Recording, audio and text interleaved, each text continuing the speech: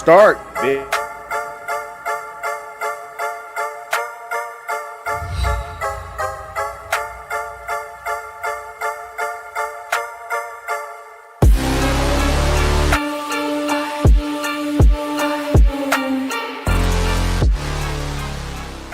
Copyright disclaimer under Section 107 of the Copyright Act 1976. Allowance is made for fair use for purposes such as criticism, comment, news reporting, scholarship, and research. Fair use is a use permitted by copyright statute that might otherwise be infringing. Nonprofit, educational, or personal use tips the balance in favor of fair use. The following program is rated TVMA for mature audiences only. I tried to tell them not to curse, but it happens. Wolfpack is back, yeah, we're back. It's the Wolfpack. Welcome to the Wolfpack. Hall Nash 6, we the real click. Real trio hit me with the tag, and I'm still lit. Ric Flair in a leer, that's a real flip. We the illest, and I don't even feel sick. Pockets on swole, that's a buff bag. Well, so many bars, what's in a cell? Hell, money in the bank, what you call that? Bail, we some street prophets, tell them hold that. This is a hot take, you pancake. Wolves in the air, it's the handshake. I'm stone cold like when you hear the glass break for the mouth. That's a little bit of healing face. Sweet chin music, it is not bad. I'm about to hit job with the hot tag. Ask Kent, keepin' with the star where the wolves at. 7:30 every Thursday, it's the Wolf. Here's a hot take, the opposition's dead, man. No pop, burning down the industry in darkness where the curb stomps. Some sharpshooters in your house, we the hitman. Let's treat whoever was no shade, kid. You's a big fan. Name another better, doesn't matter. We don't rock with hate, strictly for the culture and our nation. Cause we dominate, wanna brawl, we all in, and don't care who we gotta face. Toss them off a balcony like New Jack and give a smiley face. Little extreme, but for my ooses, we on go time. Pushes over the edge, somebody Owen, that's a bloodline. Unapologetic, totally non-stop, we cross lines. Got Thursdays in a death lock, somebody tell them it's showtime. Real honor in this pack, we the foundation. Final countdown, yeah, we got the crowd waiting. Every Thursday, 7:30-ish, and the show is stacked. Go and run and tell a friend we back, it's the Wolfpack.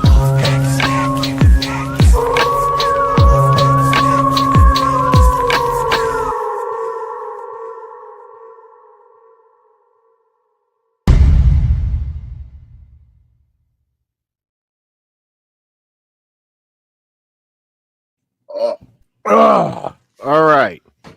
What's going on, y'all? I really don't even want to talk to y'all. I don't even want to be. This is my last show. This is my last show. I quit. That's a shirt. Letting it be known. All right. That's This is my last show. It is the Wolfpack Wrestling Podcast. Episode 165. Trickin History. You know what I'm saying? Tricking the history of the tricks. You know what I'm saying? We got a lot to talk about tonight, right, guys? We got a lot to talk about because so much happened over this weekend. I wrestled out. How's everybody doing? Wrestled out. Yeah, I'm good. How are you, bro? I'm good. What's everybody doing? Just want to let everybody know that Dan's been fired. Yeah. This is also his last show. This show will now be headlined by All-Star and Enforcer. We're calling it Enforcer Stars. Okay. That's the shirt. You know what I'm saying? That's a tag team. Enforcer Stars is definitely a nice little tag team name. Hi, everybody. Hi, everybody. Hi. I missed everybody. Anyway, it is the Truth for Hill, J.A. Punk. I missed everybody. I'm so glad to be here. And AEW Double or Nothing was better than Saturday Night Main Event. Saturday Night Main Event isn't a major pay-per-view. That's a stupid comparison. Kind of like thinking that Junk Boy would ever be a star, right? That's a horrible comparison. Kind of like thinking that the Elite are actually stars, right? The Elite are stars.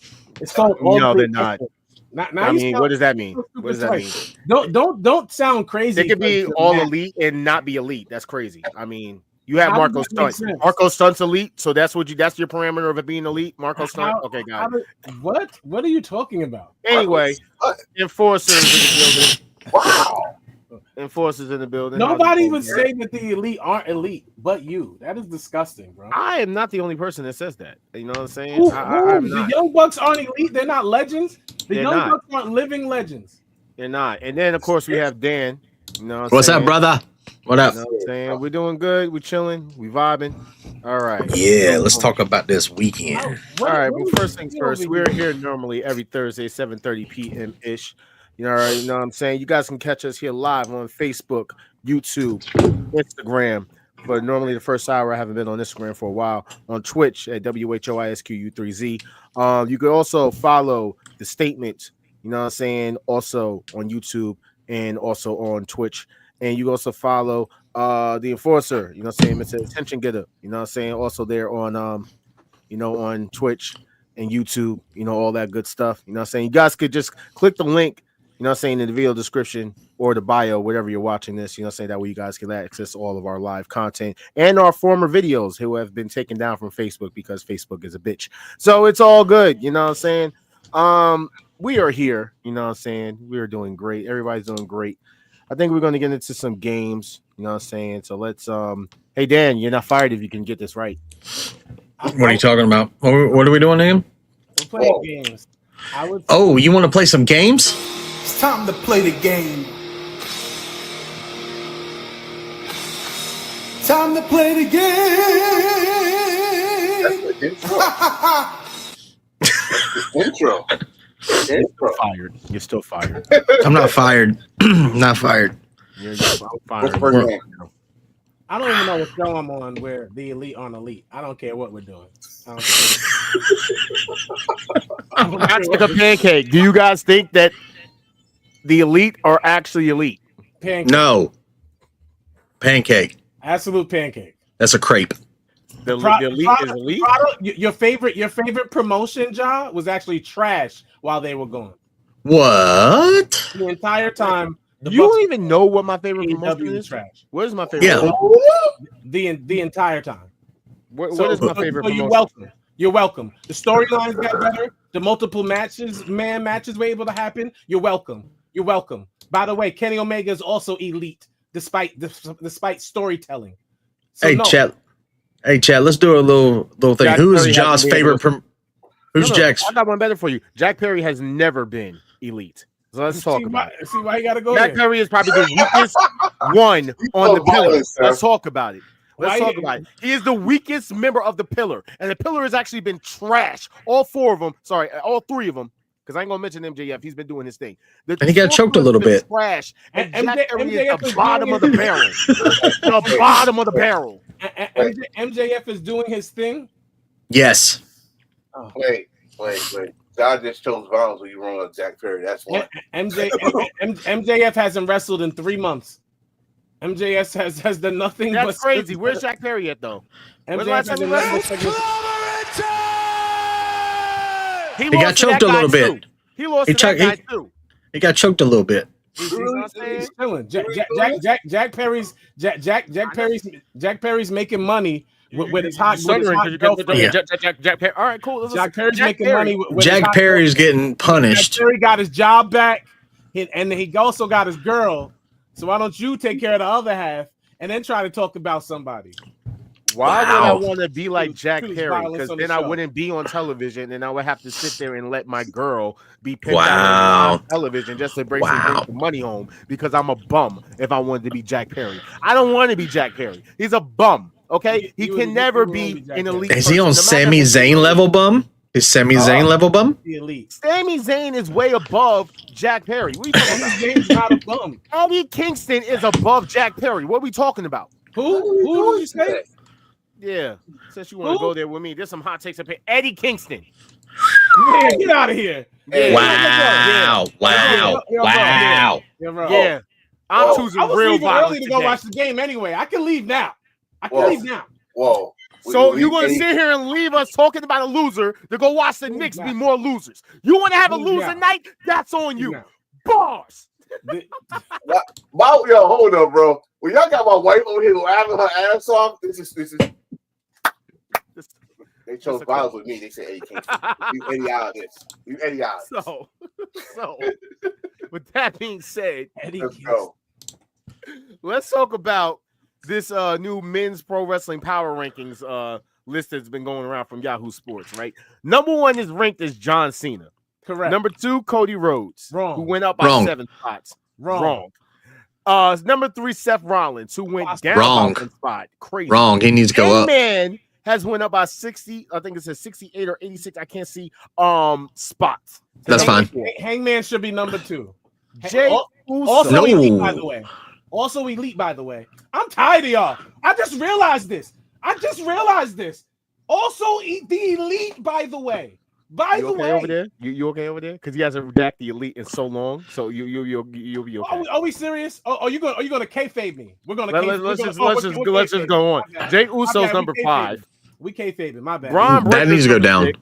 That needs to go up. Dom went up by 2. He's number 7.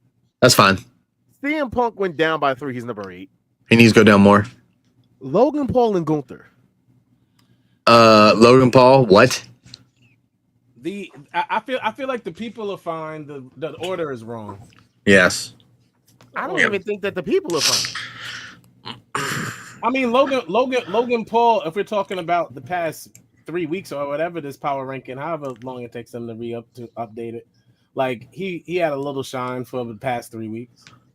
But who's this by? But where is Will Ospreay? Like, is it because he lost on? That's smart. That's why I'm making this fucking face. Or Swerve. Where's Swerve? Nah, Swerve. We're gonna talk about that pay per view first, because y'all want to talk. Yeah, about we'll go. Yeah, we'll get to that. Yeah, we'll get to it. We'll get to that because it's definitely showing. You only watched one weekly show and watch the other different pay per view. You don't watch both programs. Hangman Adam Page is the best part of all Elite Wrestling at the moment. Hangman Adam Page. I'm not disagreeing with that, but is it's the best part of AEW at the moment. AEW on that list, bro. I agree that Will should be on the list. You can knock Gunther off. You can knock Logan off, without a doubt. Those two can go. Will can be on the list. Sure, if y'all want to put Swerve on the list, whatever. I could care less. But should Will be on the list? Absolutely. But out of AEW right now, Hangman Adam Page is. I love the growth of Hangman Adam Page. Pause. I just the way he's matured and as a character has been insane to watch. I was right and still stand by the fact that they helped each other. Swerve and Hangman, they are now able to stand as stars by themselves against anyone, and that was the whole point. So, 5.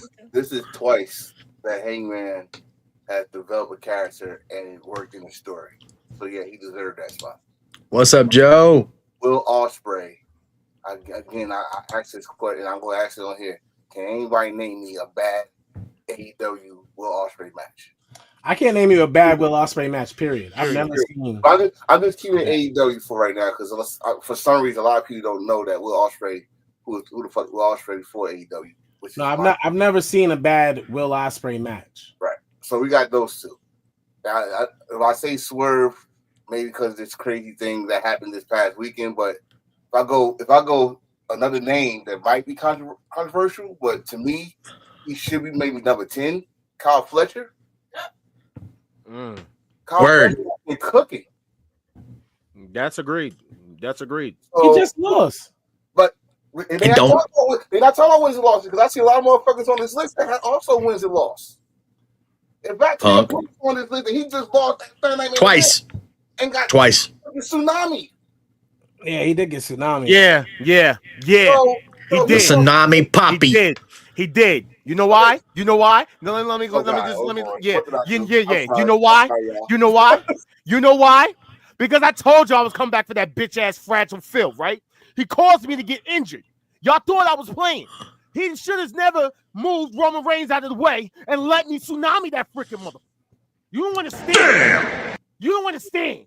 And then he wants to sit there and make fun of me. He thinks that I didn't see that, but I saw them tweets.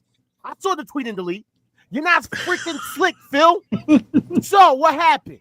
You thought you was gonna go into that match and get your redemption, thinking everything's gonna be all nice and dandy with nice little sweets of pieces of candy going against the man that dresses all dandy, Seth Rollins. And you thought because he had a big dog, you thought you could put that dog down, and you thought you was gonna beat the King Seth Rollins, and you thought you was gonna get your hands on Paul Heyman, but no! The Tsunami popped. Yeah, he did. I could come back. I have to squash you. No, he practiced this all day. This is a better promo than Bronson any time of the day. Watch your mouth before you catch a tsunami. I mean, that was a better promo than Bronson wait. ever And done. let me just say this. Let me just say this one time, because I see a lot of people out here asking me questions about, oh, I thought you were with Solo. Fuck Solo. Oh. Fuck Solo. Yeah. The bloodline. You know why? Because that freaking wannabe Simpson hair having motherfucker got there and replaced me with a fake Samoan with a damn taco last name. I'll be damned. If I'm riding with a bloodline. You know what my bloodline is? The future. I say name. I just want to say, based off all the people you just mentioned, though, WWE got some hitters right now. Yes. The wrestlers over there, I would have never thought 1 year ago that right now the roster would look like this. It is ridiculous. You just said the same thing I would say. Like, yo, a year ago, you and I said Jeff Cobb, Jacob Fatu. His name is JC Mateo. Jesus Christ, Mateo. You will not think just cause Mateo. Whatever the JT is fair for Jeff Cobb, goddammit. Would be in WWE, but that's crazy. But never. I wouldn't have believed any of it. None of it. Man, he hadn't said that in 6 months. This is true. So, hot take a pancake. Will Ospreay tells AJ Styles to quit WWE and join him in the greatest company in the business is AEW. Look, I've already done it before, but like I'm different now. I'm so different. I'm grown flipping man. I want AJ Styles. Quit your job, AJ. He's the only person in AEW he has not wrestled. AJ's going to retire as a WWE Hall of Famer. He's already in the TNA Hall of Fame, is he not? Or he's gone in? Oh, he's going to. He's going in. All right. AJ Styles will be a producer, or he'll be an NXT train in the next generation. Before you break it down, let me just break it down history. If it wasn't for AJ Styles, we not had this Will Ospreay. They wrestled in Rev Pro. He mentored him there. In fact, it's a tweet when obviously he does all of his moves. Exactly. It's a tweet when Will Ospreay won the IWGP World Heavyweight title. He's like, it's like watching the mirror because that's what he did. He had the Rev Pro, IWGP at the same time. So for him to say that, I'm thinking now, he's staying in character, bro. Come on, people. It's not. Yeah. Here's the thing. This is a warm falafel. Okay. Wow. Falafel. You're my waffle. What the fuck? Because this has nothing to do with AEW being the greatest. This is not a tribalistic statement. But the wrestling style of AEW would let AJ Styles shine more. So if AJ Styles wanted to wrestle his way out, he would go to AEW. But now, as for me, because I'm still begging AJ Styles to do one move for me. That Stephanie do that damn spiral tap. Damn right. But Stephanie did it. Yeah, she hit it. But we're not gonna have the same AJ Styles that Will Ospreay won. No. We're not having Bullet Club. We're not having Division X champion. No, we're not getting that AJ Styles. We're not getting the guy that used to run the ring and do a backflip off the ring to the outside of the floor. He barely even does the Pele anymore. Yep. Right. Will you grew from a flip guy. AJ Styles is not the guy. AEW is still the place where old WWE wrestlers can go and wrestle their way out. Y'all still got that meme up where? What Fairly with the one I just sent y'all? Yeah. And I don't want to hear nothing because there's too many examples to back up what I just said. I don't want to hear How about this one? The last time Will Ospreay said this, Trevor arrived in AEW, so it can happen. AJ Styles' contract's not up for a little bit. Just saying. Also, Will Ospreay is everything JD McDonough has always wanted to be in life. That's crazy. We're gonna move on to the next one. So someone posted this. I think it was Perch on Top Rope. This is apparently AW's Mount Rushmore of I'm not watching that shit. Mercedes Mone just being booked like she's the best thing since sliced bread. Taz and the annoying banter. Hangman, if he's doing anything but wrestling, the Young Bucks, who helped create a company and have done nothing to help it since. Hot take or pancake? Pancake, and are you trolling all of us? Are you trolling all Pancake? Why is this even up here? Lie. Why would you even post this? All of this is a lie. Well, or the first one to get you triggered by it. That's one. The Mercedes thing is true if she beats. No, Tony it's Storm. not. No, she's not. If she beats Tony Storm, You're real, bro. If Your she hate is beats real. Tony Storm, it is true. Wait. She needs to lose that match. I swear on all I love. If she beats Tony Storm, that statement is 100% correct. And she's Hulk Hogan. I don't care what anybody says. She better not beat Tony Storm. She better not beat Tony Storm. I you know what? We talked about this. We said that's Why? Yo, Brady. No. Think about this for a minute. Think about what he just said for a minute. We said Tony Storm has the best character in wrestling today, right? Character, right? But what would elevate her as the best complete wrestler if she beat what some consider the greatest of all time? What's the greatest of all time to somebody who's timeless? Wait. I kind of said it on here last week, I think. That Mercedes Mone, Thank you. Mercedes Mone is the best out of the four horsewomen. I think I said that last week, right? Yes. So Tony Storm needs this win way more than Mercedes. If Tony Storm doesn't win this match, it's over. I don't want to hear anything. So she's going to win the match because someone's going to interfere. Oh, then it's corny. Then it's still whack. Yeah. Mercedes has to lay down to somebody fast. Pause. Or I'm pausing it because she did. Swerve. Shut up.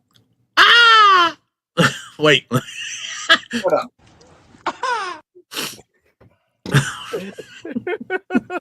All right, so boom, we're gonna move on to the next one. Our face got froze. Yeah, he just went. So, given what we've seen, hot take a pancake is Seth's new faction basically the new evolution? No. Pancake. Yo, everything you're doing is a pancake today. It's ridiculous. Pancake. Wow. If Paul Heyman wrestles, that would be somewhat true. Right there. Technically, listen, if Ric Flair was considered the greatest, wrestler of all time, and then Paul Heyman is considered basically the greatest manager of all time. I mean, this could be. I mean, the picture you got here. That picture, Ric Flair was a tag team champion with Batista. This wrestling. How you know I won't be a tag team champion? Damn it! With Paul Heyman, me and Braun will be a tag team champion. With Paul. The reason why this isn't evolution is simple. Braun Breaker and Bronson Reed are enforcers. This man has two of the biggest athletic members of the roster by his side. This is not evolution. Matter of fact, if you ask me, they would have steamrolled evolution. Ric Flair could have been in the match. It could have been 3-on-4, and they would have steamrolled evolution. Like the Shield did. I would have to him what should have happened in his last match. Let me piss off some people. This is the new and improved Messiah. Facts, Brady. This is the new and improved Messiah. Those two just took AOP spot. Yeah. Very, very. Look at how Seth come out now. He wears the black leather jacket that he wore when he was the Messiah. I'm waiting on that glove, bro. I'm waiting on the glove. And I'm not saying it's because you must have quit. Holy Hill don't look at it like that. That was his character name. I'm just saying his character name. But that's what he's doing. But now he's doing it with a little different. And now it's an update. Look, Bronson Reed and Braun Breaker are the two guys that replace AOP. But who's the guy going to replace Buddy Matthews? Not done. I don't think anyone is, because the point isn't tag team here. Braun Breaker and Bronson Reed aren't going to be a tag team. They're gonna terrorize whatever divisions they choose to terrorize, until one of them turn on Seth. Thank you, Brady. But this is WWE. You can make anybody a damn makeshift tag team. Yeah. Yeah. It doesn't make sense to make them a tag team, because then they have to win the titles, and now they just have them to have them. Yeah. Kind of like the women's tag team titles. Anyway, so leave my baby alone. So This is a hot take of pancake. People in AEW believe their pay-per-views, including Double or Nothing, are too long. Yesterday, I spent the whole day talking to all sorts of people in AEW. I will say the one exception, because if I say everybody, then but it was actually everybody, every single, and it says show more. Ricochet ended up responding and saying, honestly, even if we change something, it would just be something else that people would complain about. So hot take of pancake, is Ricochet telling the truth? They're both right. Hot take on both points. But Yes. I still won't believe it. I won't believe a shit Wrestle Talk say because you don't talk the shit. Yeah, but already proved that right.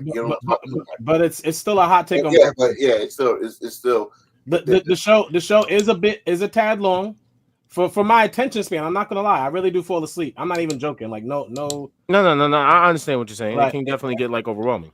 Yeah, for my attention span, it's very long. But then to Ricochet's point, people gonna go complain regardless. Mm-hmm. So they can shorten it, and somebody's still gonna complain. Oh, they could have did this. They should have added this. So it doesn't really matter. This is what wrestling is today. Instead of being fucking happy that you got options, y'all just watch it. Statistically, y'all just watch it complain. We almost fell asleep watching Double or Nothing. Yeah. You know what I mean? Then you go to WWE. Oh, it's too short. We need more than 5 matches. Yeah, because we was actually doing the live reaction for both shows at the same time, and we was like, well, just so you guys know, Battlegrounds is off, but hey, we still got Double or Nothing going on. And that's the last time we're doing that, by the way. I'm just saying.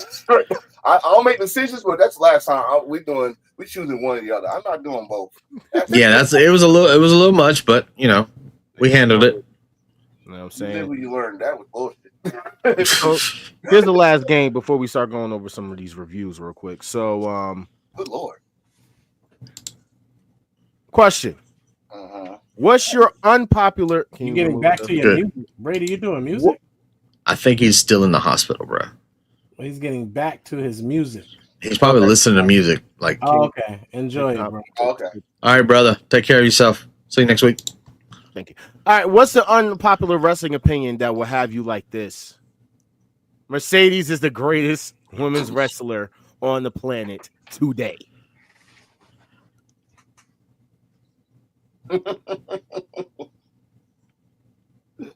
Oh boy! All right, well, definitely gonna have a lot of guns on you. Anybody else? Mercedes and Naomi was not wrong for walking out of the WWE. That's facts. You're good on that one. Okay, I got one. Mercedes is a win away from being the new Hulk Hogan. Mercedes is maybe only the Beyonce of wrestling because we never see her with her husband anymore.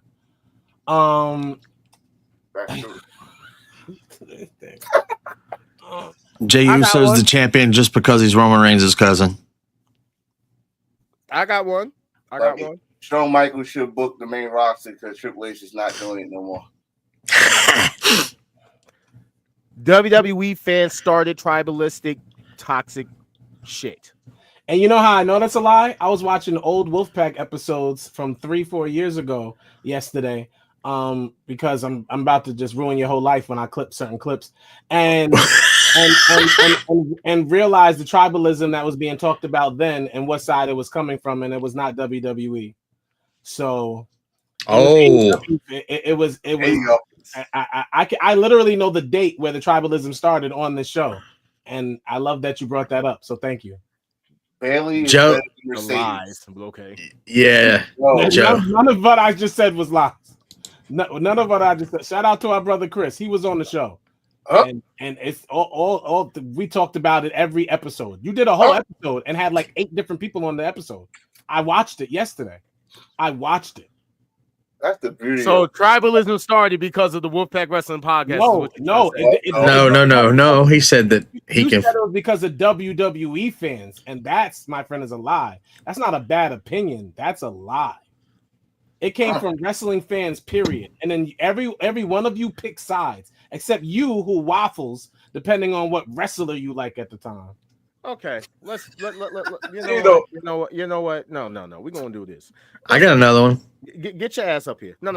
Fuck the game. Let's talk. Now listen, look. You. I just watched the episode. You. You. This means nothing. You are so full of shit, and you know it. Sir, Bro, first off, we're not going to watch sit here and episodes act. together. No, because I've been dealing with people like you almost like for 2 days now, and in a whole different group. So let me just address you, okay? And you. So Fickle. y'all people, Fickle. y'all people love making this excuse, saying that it's from both sides and yada yada yada yada. Let me ask y'all a question. Did wrestling just start yesterday? No? Okay. So 10 years, we can do this in 10-year increments, right?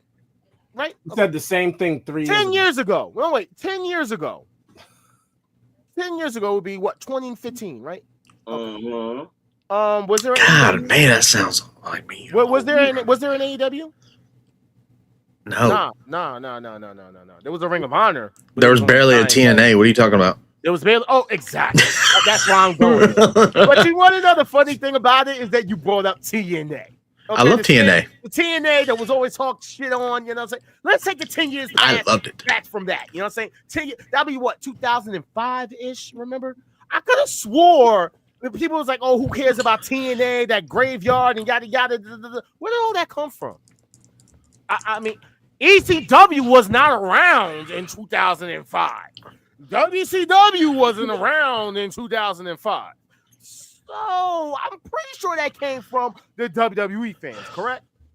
Can we go 10 years back prior to that? Okay. Where did the tribalism start from there? Where did it start from there? Dan, can you turn your mic down a little bit? And I want to apologize to everybody for triggering Ja. We hear you breathing. That's how high your mic is. And I want to apologize to everyone for triggering Ja with the truth. But please go to our YouTube page and watch the very first episode. We have it up. It's up. Just watch the first 3 episodes. If you dare. If you dare. Just please go watch it. You can watch the first 3 episodes. That doesn't reflect off of the I went back and watched. Tribalism started from the WWE universe. I'm gonna say this. I'm gonna say this because all that you just said directly how I met y'all motherfuckers. Exactly.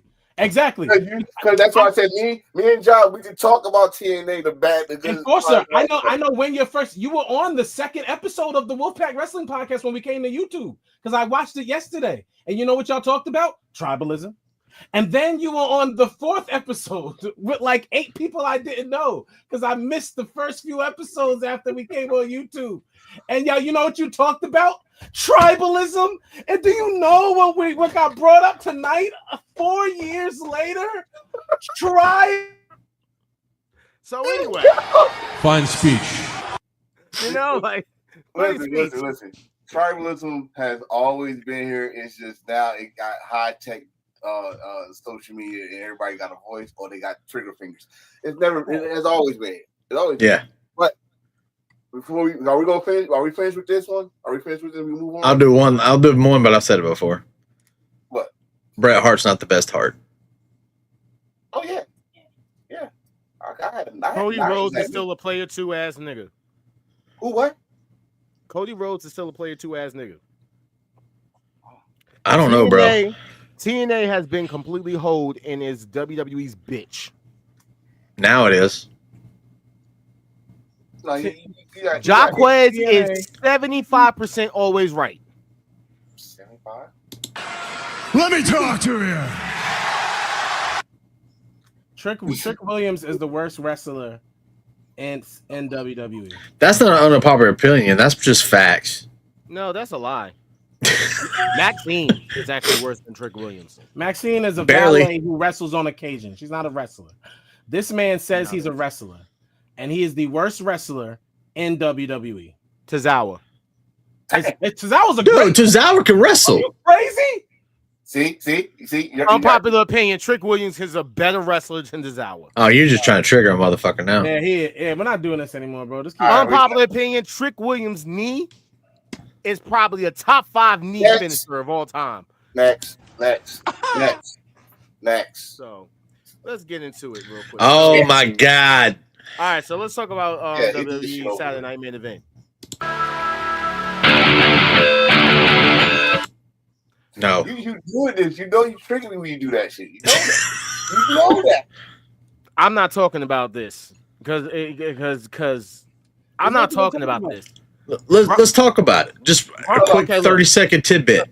Okay, cool. It's only probably three things to talk about Saturday Night Main Event. We had 37 minutes of commercials. Wait, I'm not even going to talk about. I'm going to talk about the show. I came back. John Cena pretty much made a match for Money in the Bank that overshined everything else in this damn show, and the steel cage match. But you know what was awesome about Saturday Night Main Event?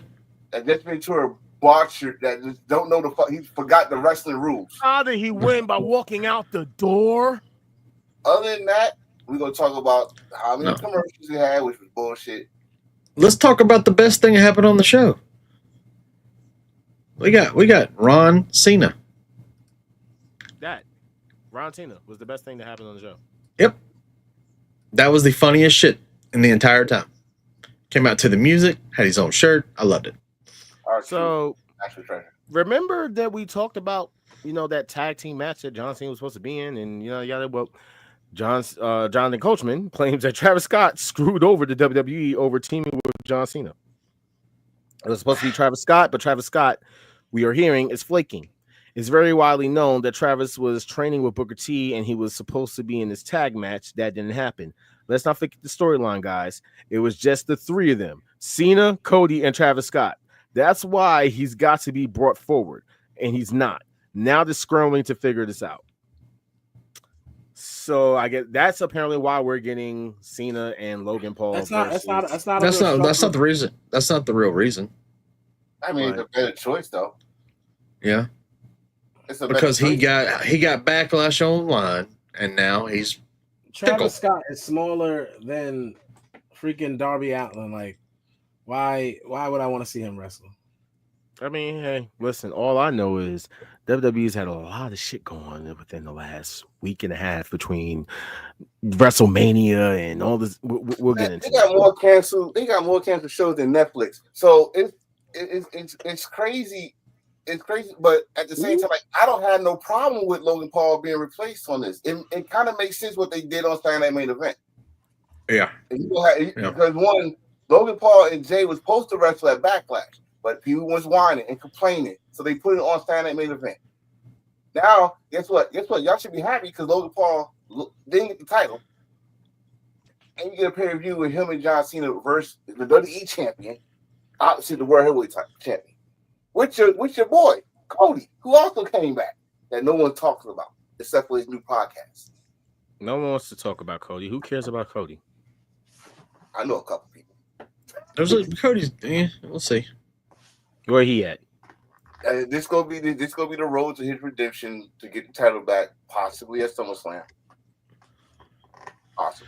I don't know. Because that Money in the Bank, all it takes is a revolutionary to cash in on the same night and make history. He wants the World Heavyweight title. I mean, go for the WWE title. If you had the choice, being petty as Seth Rollins, and you want to get back at Roman, what belt would you grab? The one in the briefcase. If you think John Cena is going down to Seth Rollins, you never know. You never know. It's not. It's two heels. They pivot. It's two heels. They pivot. Well, according to Reddit, Cena is supposed to be becoming, a face sometime soon, and that Cody Rhodes is supposed to sell his soul to The Rock eventually. So. No, good lord, no. I mean, we know. According to Reddit, we know Reddit. But we know he's going to turn face before December. That's his last match in his hometown. So, and R-Truth's going to do it. They're teasing. They're already teasing that he's conflicted at that Randy Orton match. So Battlegrounds. What you guys just think of the card altogether? It was not a bad show. It wasn't. I was enjoyed, but I will say this: of the two shows that we were watching at the same time, Double or Nothing was the better pay-per-view. First of all, of course it was, but I was entertained by this because we got some good matches on this card. I'm not saying that we didn't. We was let's keep it real. We was really watching AEW, but if you go back, we was talking more about Battleground. If I'm gonna be honest, every Battleground match was great except for the last match. I don't like the 6-man tag. The D'Angelo match was whatever to me. No, I like the end of the D'Angelo match. I thought Sol Ruka did very good. Lonnie Jordan, I don't know what they're doing with her. I don't like her losing as much because she is a good wrestler. Oba versus Mini Randy was not a bad match. It was great. Stephanie Valcour versus that dude. Like, you know, everybody saw what happened there. And then the worst match is definitely Joe Henry versus Trick Williams. That was the worst. No, let's talk about it. So, boom. This was the site that I never thought I would see, but I already knew what was going to happen as soon as I saw it. Let's talk about it. When I saw this man pop up on my screen, I actually was like, oh, that's dope, but I already knew what was about to happen. So let's talk about it. We already knew that this man was going to end up basically burying TNA on live television, and we're going to sit there and say that, hey, well, guess what? The president is there. Well, guess what the president did? Look like a sad little bitch. Let's talk about it. Why that man's face look like that? Let's talk about it. Stop right there. Why is he wearing that generic mall cart made hat? Let's talk about it. You are the president, man. We got better hats that was made. Look at this. Let's talk about it. That's the most generic TNA logo, and that's not even the actual TNA logo. Let's talk about it. You sure he's the president? You sure? Yeah, that looks like a pro wrestling tees hat that you made, so that way you don't get copyrighted on it. That is a fucking mall cart made hat. He got made in Tampa by the mall over there that's close to the Performance Center. Y'all let the man with the worst freaking finisher in the entire company win the TNA title and renamed it the Trickin A. Let's talk about it. He kicked that man in his arm. His hip hit that man's arm. Let's and talk they counted to 3. Let's talk about it. We're gonna talk even more about this, okay? Let's talk about it. Before anybody comes, is it the first time an outsider won the TNA title? We know that already. Let's talk about it. Also, the other 3 that won, they was in a working relationship. Let's talk about it. Future. This is even disrespectful to Kobe Bryant and Michael Jordan. The picture itself is disrespectful to legends. Yeah. Let's talk about it. TNA want to sit there and talk about, hey, Angle, Sting, Joe, Foley, Styles, RVD, Hardy, Anderson, Storm, Rude, Aries, Bully Ray, Sabin, Magnus, Young, Lashley, EC3, Hardy, Galloway, Edwards, Patron, Drake, Pentagon, Impact, Cage, Callahan, Blanchard, Swan, Omega, Christian, Alexander, Moose, Macklin, Shelley, Nimeth, Hendry, and now Trick Williams. I'm looking at this list. There's some names missing. Let's talk about it. Yeah, there is. Let's talk about it. Where's Jared? Let's talk about it. Oh, you know what? He's in AEW. No, not even that. No. Choose Omega. Let's talk about it. No. He was in NWA. The TNA title started with Angle. So I get that. Exactly. Right. I was waiting for you to say it. Right. I had to think about that for a minute, but is it some names missing or am I? No. Oh, that's it. That's complete history. All right. I mean, they gotta say that, bro. I'm not mad at TNA for saying their history, and they gotta add him on the list. He won the title. Won the title. I can't get mad at that. What I'm mad at, there's 2 things I'm mad about this. One, I was mad about it, and I'm gonna still be mad about that. Jay made the TNA title the main event. Just talk about it. Instead of the NXT title. Yeah, that's y'all show. No way. Now pay your view. I don't know what Trick does, what Trick does, but evidently he's popular with the people in the back for some reason. Because he's been there since he was a soldier. Let's talk about it. It still only was 2021, and it's only 4 years, and already he's getting this type of treatment. Now, I do feel like Santana will be the one to get the belt back for TNA, which will be absolutely, which will be a cool moment. But stop. This is disgusting. Let's talk about it. TNA is the only man. Even Dolph went off about it. And the TNA World Title. Let's talk about it. Hold on. One, Dolph, shut the fuck up because you had to go back as the main roster guy to get that NXT title. You get like these guys started NXT and then went to the main roster. You came back to the NXT to get that title. So before he was never in NXT, he started on the main roster as Nikki when he was with the Spirit Squad. Let's right. talk about it. No, he started at OVW. Let's get ain't nobody watch OVW. Let's talk about it. All right. So Stop the complaining. You got to do the same thing. Blah blah blah. This right now is a kind of like what the like you trying to. Because I kind of was cool with when they did the little video before the match. They showed these guys and said, "Okay, try to add on all this stuff." But They didn't show Omega, but though, let's talk about it. Omega's not an NXT champion. Never was.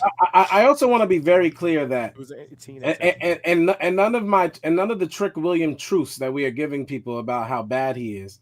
Am I saying Joe Henry is a great champion? I know we Let's like talk about it. his gimmick, but he's not a great wrestler. I don't want to hear it. The chokeslam isn't believable. Stop it. Like, But you he's believe a in Joe Henry. He's a gimmick too. When you say that, let's put this clearly. When you got the #1 belt of the company, it's not for some companies. It's not about your wrestling. It's about who brings the money, right? Joe Henry was bringing with the little song and the entrance. Oh, without a doubt. No, without a doubt. Right. He's being mainstream into it. I don't think no one. I haven't seen no one say he's a top tier wrestler. No, he definitely was the most popular champion they've had in a long time. Right. Talk to Nick. Even with how great whatchamacallit was as champion. Why did I just the Canadian Don Callis family? I'm trying to remember. Chris Alexander. Even as great of a champion that he wasn't popular. And he should have been because he was amazing as champion. Right. But like popularity, Joe Henry was the most popular in a very long time for that company. Yeah. So I get it. Trick, I don't know. I don't get it. I can't understand this. It's not even has to do with him winning the TNA title. I don't understand him being a main eventer. I don't understand any special treatment he's getting. I don't know what Trick has other than Booker T ad-libbing his entrance. Yeah. Well, if it's not that, he's being Booker T cosplaying Booker T. This motherfucker didn't spin a room. Yeah, he did his entire moveset in the match. So again, we just speaking our truth right now when it comes to Trick Williams. At the time, he was at that level as the most popular guy. He was I was there literally. The crowd got into whoop that Trick, all that stuff. But right now, you're building him as a heel, right? So the only thing I get out of this is you're getting ready to make, and hopefully, Santana the man of TNA. Exactly. Because if people out there pay attention to Mike Santana, because I made a video about this, I'm gonna keep my word. I'm gonna stay on business with this. Mike Santana bet on himself. We always talk about someone betting on himself when they leave WWE. Why nobody talking about when this dude bet on himself and left AEW? And he's doing a fucking damn good job at House of Glory, as House of Glory champion. Doing a damn good job. And he was also a tag team specialist too. Tag team specialist. Listen, so I hear what y'all saying. I just want to say I hear what y'all saying, but Trick Williams is one of 5 other black TNA world champions. Oh my gosh. Let's talk about it. Okay, okay. Okay. Trick Williams is currently, I guess, and I hate to say this because I despise LA Knight. If Ja wants to bring that up like that matters, he is now the most overrated wrestler in wrestling. Period. Trick Williams is now the GOAT. Let's talk about it. Oh my God. Yeah. And let's talk about this. WWE looking at TNA right now. I own you, nigga. They do. I'm not running away from this shit. We saw that shit. What is that? Do you actually think that we know this is a storyline, but you actually think the president of TNA would sit in the crowd and watch his champion get dethroned on national TV? No. It's a storyline, bro. He did. Yeah, I was gonna say, but for real, and be like, it's a storyline. But that's really him, for real. That's really him. That look. I'm sorry. He looked like a WWE employee dressed as the president. I did This guy looks like that guy that was in the Logic and Eminem video. I never seen the president. The last person I saw that was in charge, that was actually in charge of TNA. He's up in Canada running his own wrestling promotion. Maple Leaf. So I never saw the president after that. Yep, but that's him. This is the president that took over. That now half the squad was trying to leave when he took over. Well, AEW It'll be double alright. or nothing. Hey, I have not Great enjoyed an AEW pay-per-view in a while. Like Yeah, totally enjoyed it. Listen, y'all can glaze all y'all want tonight. I'm gonna chill and let y'all do it. But as y'all cannot glaze that Anarchy in an arena match too much, it's gonna drive me nuts. I'm telling Yo, you. all right, Oh, look, yo. you got to leave. You got to leave, bro, because that No, was no, no, actually no. amazing. I can make this That real was quick. amazing. I'll make this real quick. We got probably 3 stories out of that damn Anarchy. Yes, Three please. stories. 3 stories to look out for. Gabe Kidd is going to wrestle either Mark Briscoe or Samoa Joe. No disrespect, but fuck Mark Briscoe. It has to be Samoa Joe. Well, only reason I say that because that's the guy that came That out. was disrespectful. When people say no disrespect, it's always disrespectful. We watched a lot of Mafia movies. No disrespect, but shut up. See? Disrespectful. but Hook coming out and saying, you know, Saving his boys, but not standing with his boys. And then, you know, then you got what we saw this past Wednesday. See, you're talking about the storyline purposes. The storyline purposes, AEW is cooking again. The Elite are home. Shout out to the Elite. Now that they're back in All Elite Wrestling. We have the Young Bucks. We have Okada. They ain't no Elite. Excuse me, Kenny Omega and he's not part of the Elite anymore. And Hangman, bro. Hangman doesn't rep the Elite anymore. That's storyline mode. Not storyline. Let's cue that. What he meant by that is this is probably the first. He knows who the Elite is. I don't know who the Elite is. We're not doing this. Will Ospreay's Elite. We're not doing this. Yes, he is. Will Ospreay is Elite, but he's not in the Elite anyway.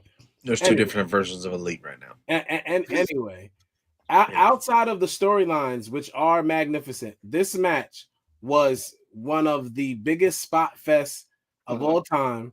People are going to try and tell me it's the best Anarchy in the arena match. I'm going to have to hear about Swerve with tacks on his boots doing the thing. I'm going to hear about some people flying off of things and being thrown off of things. That's not my type of wrestling. We all know I hate multi-man anything already.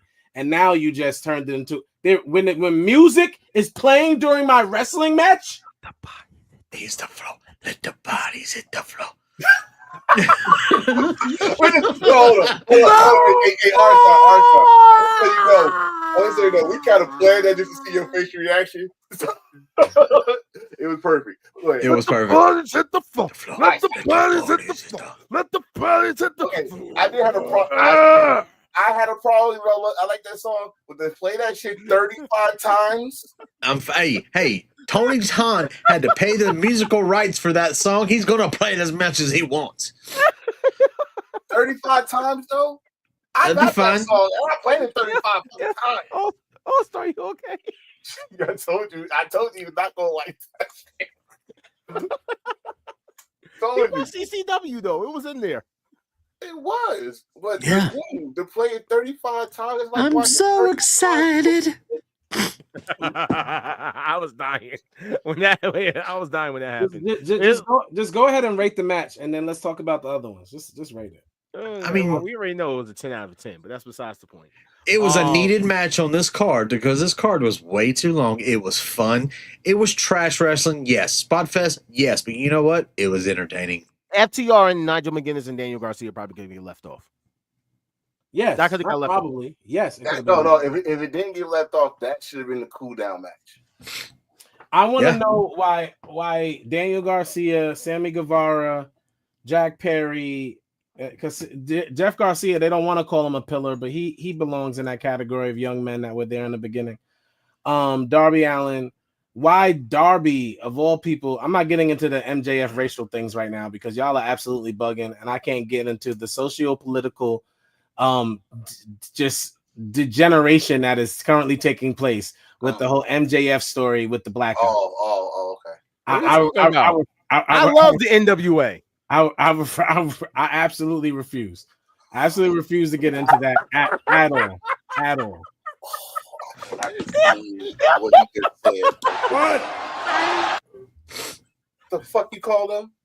The NWA. What's wrong with NWA? Get the fuck out of here.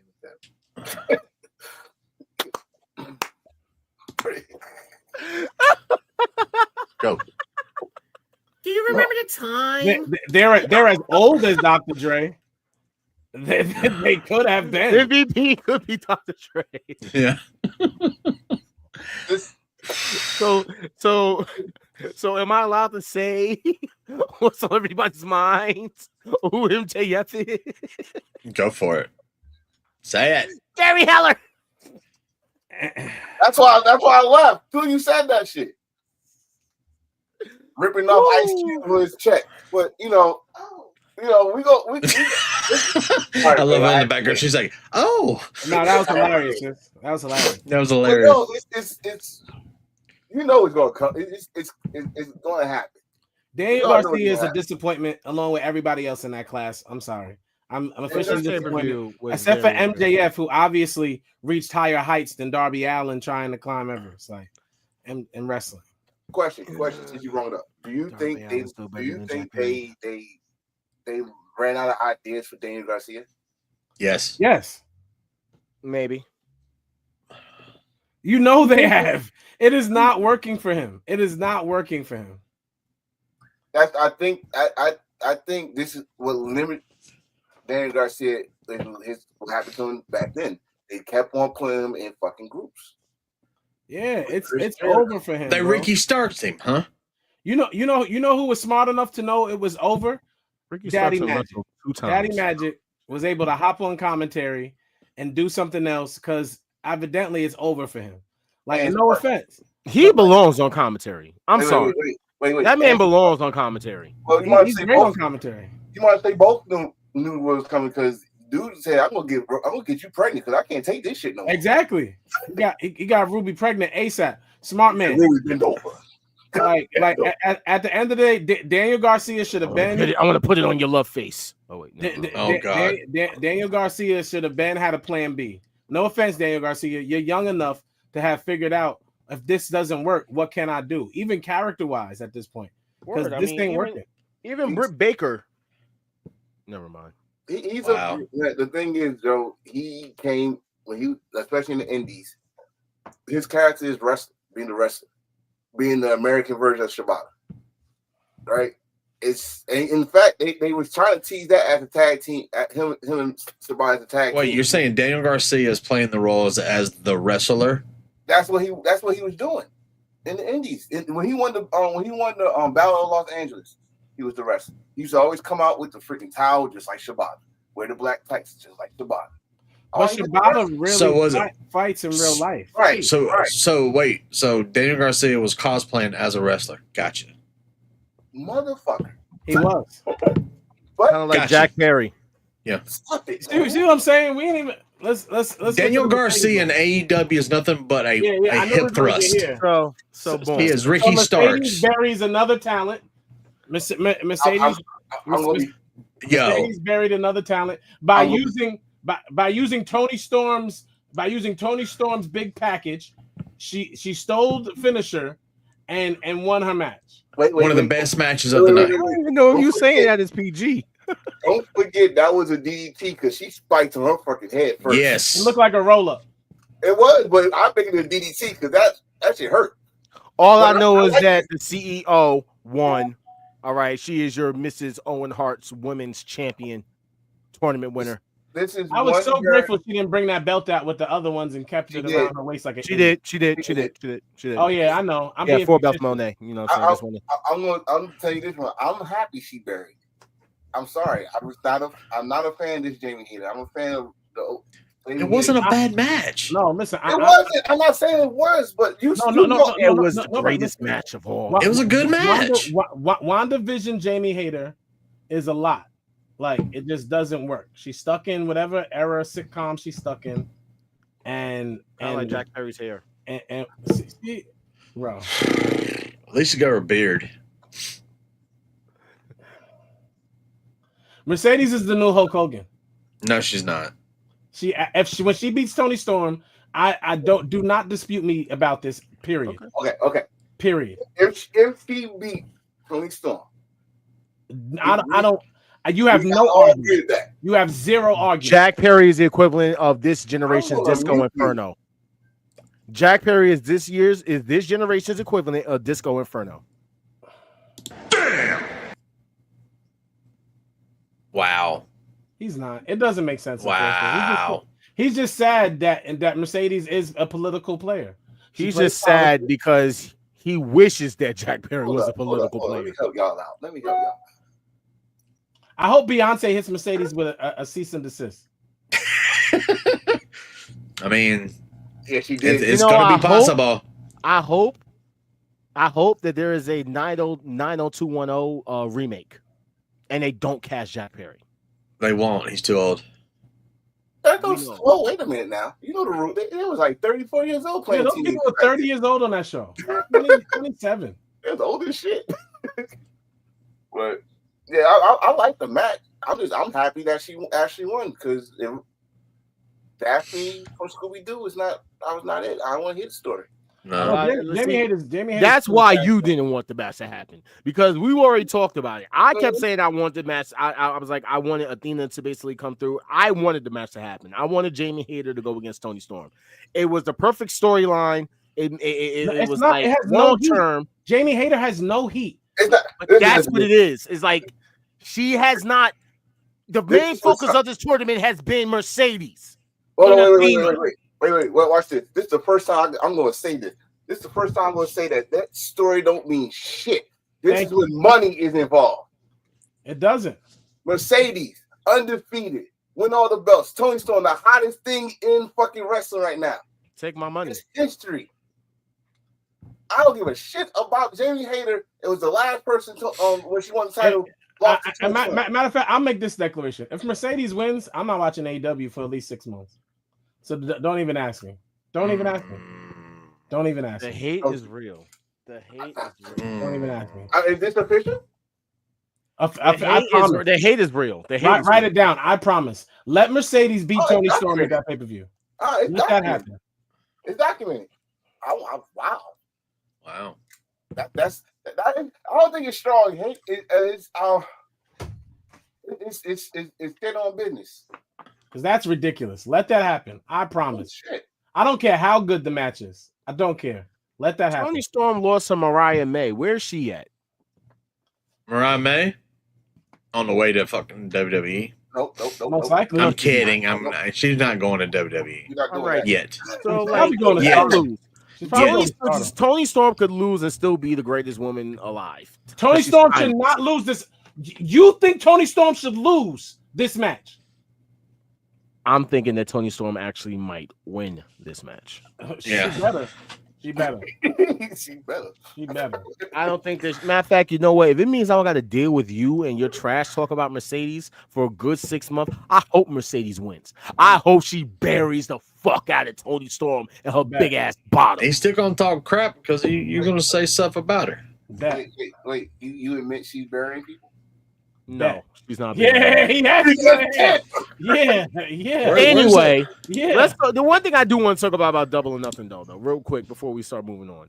Yeah. The drip for Double or Nothing was insane, bro. I love the Itachi jacket, bro. I'm sorry. I was waiting for you to say something because I was like, yo, I know that's an anime jacket. I had my son come like, which one is that? No, the Itachi jacket is fire.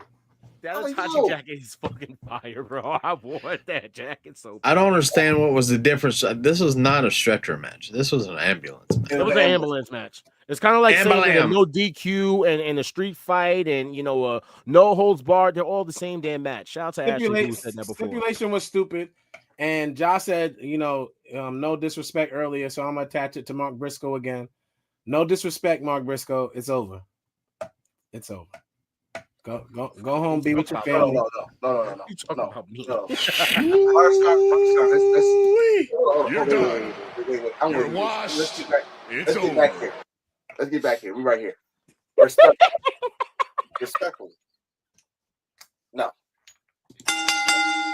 Fight. I'm a Briscoe. I'm a Briscoe fan, but your time is done, bro. Thank you. Thank you. Your time is done. And I love shit. I love the Briscoe family. I love their catalog. Of course, God rest in peace, Jay. But it seems like You gotta love their energy too. As AEW, you're just there for the funny promo check and to put people over, which is not bad. And the thing is, that's what. And the thing is, if he would realize he was R-Truth, it would feel different. But he still thinks he's a superstar. And I don't agree with that. I think he knows exactly his spot. No, it comes across like he still feels like he could beat anybody on any given night. Like he wants me to feel that way, and it's not true. Isn't that the way you're supposed to be, though? No, I never thought R-Truth could beat John Cena ever. This is how you gonna find out. He has. This is how you gonna find out. He did. He beat him in a tables match. Yes, once. He lost three other times. Stop. Ron Cena. No, And also, him and The Miz took Cena out for how long? Okay. No, you brought up the time he beat John Cena, but do we remember him beating John Cena? Do we remember the pipe bomb? Both. I remember both, but I'm a mark for that stuff. No one talks about the table match. They talk about the pipe bomb at the table match. Nobody even know that fucking R-Truth was in that match. They just know that John Cena was in the table while the pipe bomb was going on. How did they know John Cena was at the table if you can't see him? Oh God! All right, so we're gonna move on. There we go. So that was a good transition. We're gonna talk about the thing that Dan popped for, like a little kid. Okay, when we was live for the watch along, Dan popped like a freaking child, bro. I've never heard him be so damn excited before, bro. Yo, his voice went high.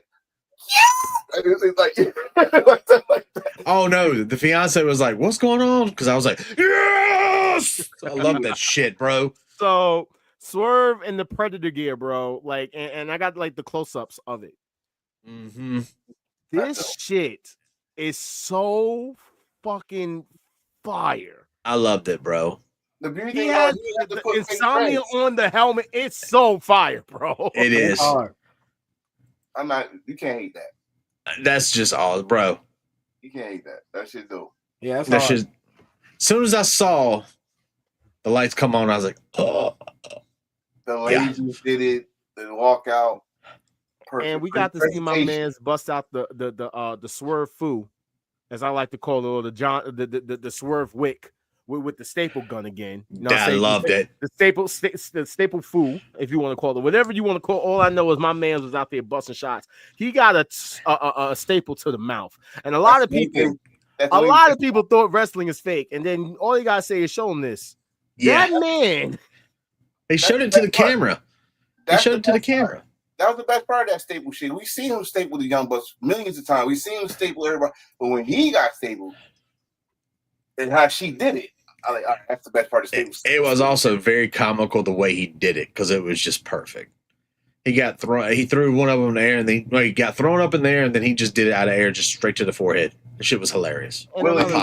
I popped the whole match. Thing I got to say though, especially about this Anarchy in Arena, I don't know how All Star can sit there and not like it, bro. Willow got to shine like a motherfucker in that match, bro. She did her thing, motherfucker. She did her thing. She was literally spearing everybody. I'm not gonna lie though, that she threw a bottle against her head, bro. That earring spot. Was so. I told you I was gonna ask y'all this. You just reminded me. So, what was more graphic? Randy Orton putting a screwdriver through her ear, Jeff Hardy's ear, or Willow? Jeff Ryder's locking Willow's ear to the turnpost. Willow. They like John had like, ooh, I don't want to hear nothing. I ain't want to hear. Y'all almost reminded me of the twisting. Oh my god. Yeah. Yeah, like see, people understand those things. Wait, I have a third honorable mention: the Triple H and Batista spot. Oh, that was funny. He Come on, the nipple? The nose ring. You're a wrestling match. You that Hollywood? I'm using that spot. I'm laughing my ass off. You gonna learn today. That's a lesson for future wrestlers. Don't wear a nose ring in wrestling. We're gonna use that spot. That's a fact. So Taker said it on LFG. It's a target for anybody who's in the ring. This was probably one of the best matches of the year for AEW. Great job So great job. Like All right. Will Ospreay, we all know is just one of the greatest ever. He has nothing but great matches, and Hangman has became a superstar, and I'm so proud of him, bro. Like, absolutely proud of that man. He brought me on the Hangman side, but I have one qualm about this. You want Ospreay to win? No, that was me. No. The pay-per-view was so damn long. By the end of this, like, and then halfway through this match, we all said it. Can we just end this shit already? Yeah. Can we hurry this up? Oh yeah, the false finishes. The false finishes is what got It was very tiring to sit there and just. But that's only because of the length of the entire pay-per-view. The match itself was a 10. And that is my point. And that's why they should shorten it. That's why I said both people were right. But Ricochet needs to understand it's not about the fans complaining. They're always going to complain. It's about the truth. That's what he was saying. I'm tired every time I watch the pay-per-view. It needs to be shorter. And it was crazy because the length was literally the same length as Battlegrounds, except we had 3 more matches that was just long as hell. Yeah. What's the perfect balance? I'll talk to this talking about AEW. I'm talking about WWE too, because we always say, "Oh, they need to add more matches," and we talking about AEW. Yeah, because some of their matches be dragged the fuck out, and some of them are 3 minutes long. What's the perfect balance for? I think NXT has a good. NXT still does it well as far as balance goes. NXT now there's some stories that do deserve more time. Yeah, but NXT has like 1 or 2 more matches than a typical main event pay-per-view now, and still 1 or 2 less matches than an AEW pay-per-view. So they had 6 matches on Battleground. Well, see, here's the thing: if Tony, that's a good number. If AEW wants to do these long pay-per-views, start it earlier. I know they do pre-shows, but instead of 8, start at 7. We didn't get out of there until 12:30, 12:45. It was late. Yeah. And by that time, we were all sitting there like, like we were enjoying the matches. It was just they have to start it earlier. They have to. And if you're gonna do it that way. But and you count the buy-ins, they had it was a 5-hour show. Yeah, 5-hour show. I don't think WWE does kickoff matches no more, but it's kickoff panels and vignettes and stuff like that. It's never they don't do pre-show stuff anymore. No dark matches, nothing like that. So you got 2 hour, you got 2 matches in the buy-in, which gets them pumped, gets the fans pumped, and then you got the regular pay-per-view. You get to the main event. Some people you thought that match before it will cool it down, kind of didn't a little bit because you guys, a future story on that one, interesting. And now then this happened, like you said, we was all like, all right, showtime, call it in, showtime. The match itself, though, let's stop talking about the show to complete with the match itself. Perfect. It was a great match. Perfect. And I'm gonna keep on asking this. There's a lot of fucking Will Ospreay haters out there because of what he's saying outside of the business. But let's talk about in ring. He's one of the best, if not the best, performers today, right now. No, he's one of the best wrestlers of all time. Okay, like when it's all said and done, Will Ospreay should be a top 10 wrestler of all time. And you got that right to say that. Yes. I hate when people say they want to bring up his attitude or what he. If I work at WWE, I'm going to say WWE's the best. The best. There's always a certain vein that people come from. So if we're talking about AJ Styles, Finn Balor, like those type of wrestlers, even the CM Punks, Will Ospreay is better than all of those people wrestling wise. So if we're talking about wrestling, and they're great. So if he's better than great, he is one of the greatest. And not only that. What's up, Robert? He's not disrespecting those guys you just named because he took something from each person that you just named. Without a doubt. Appreciate you, brother. So what he's saying right now, he's the best, but he learned from the best. Comes from the statement page. So my thing about this match is not just Will, because I already knew it was going to be a good match. It's Hangman. Dude, Hangman has grown so much since the CM Punk feud, in my opinion. He's a way better wrestler. His ambiance is different. His character's totally different. Oh, and I need to explain to people, Hangman wasn't a bad wrestler. Why he's an even better wrestler, to Dan's point, is because he's learned how to psychologically tell the story in his matches. Thank you for saying that. Hold on one second. Robert, we go live every Thursday around 7:30 p.m. ish. You guys can always catch us on the Facebook or YouTube at the Wolfpack Wrestling Podcast, or you guys can scan the QR code right there in the corner, and that way you guys can access all of our content, or click the link in the bio. Welcome to the show, bro. Put some wolves in the chat for the pack. You heard? Give us a subscribe as well. Shout out to Indiana. Yeah, brother. All right. Pacers. There's a lot of New York on this show, so I'm not doing that. They're wilding. I mean, the Knicks are ahead right now by 12 points. Sorry, 11 points. But yeah. No, you're not watching the game while I'm sitting. Okay, bet. But let me finish and we can go on to this right here. Hangman did this not once but twice. He showed us his character development when he was the alcoholic, losing his friends the first time around. Anyway, this time he showed how someone could be at the top, go rock bottom. This is the new generations of Brian Pillman, in my opinion. He's a new age Brian Pillman to me. Explain. That goes off the deep end, burns somebody's house down, and now he's going back to pure wrestling style. The one thing I do want to say real quick though, and I don't know, this might not be a moment that All Star might like, but I will say this: as far as the tournament goes for Owen Hart, it was very good. It kept a lot of people engaged. I think it gave AEW that feeling again, but that's how they always get whenever they do a tournament.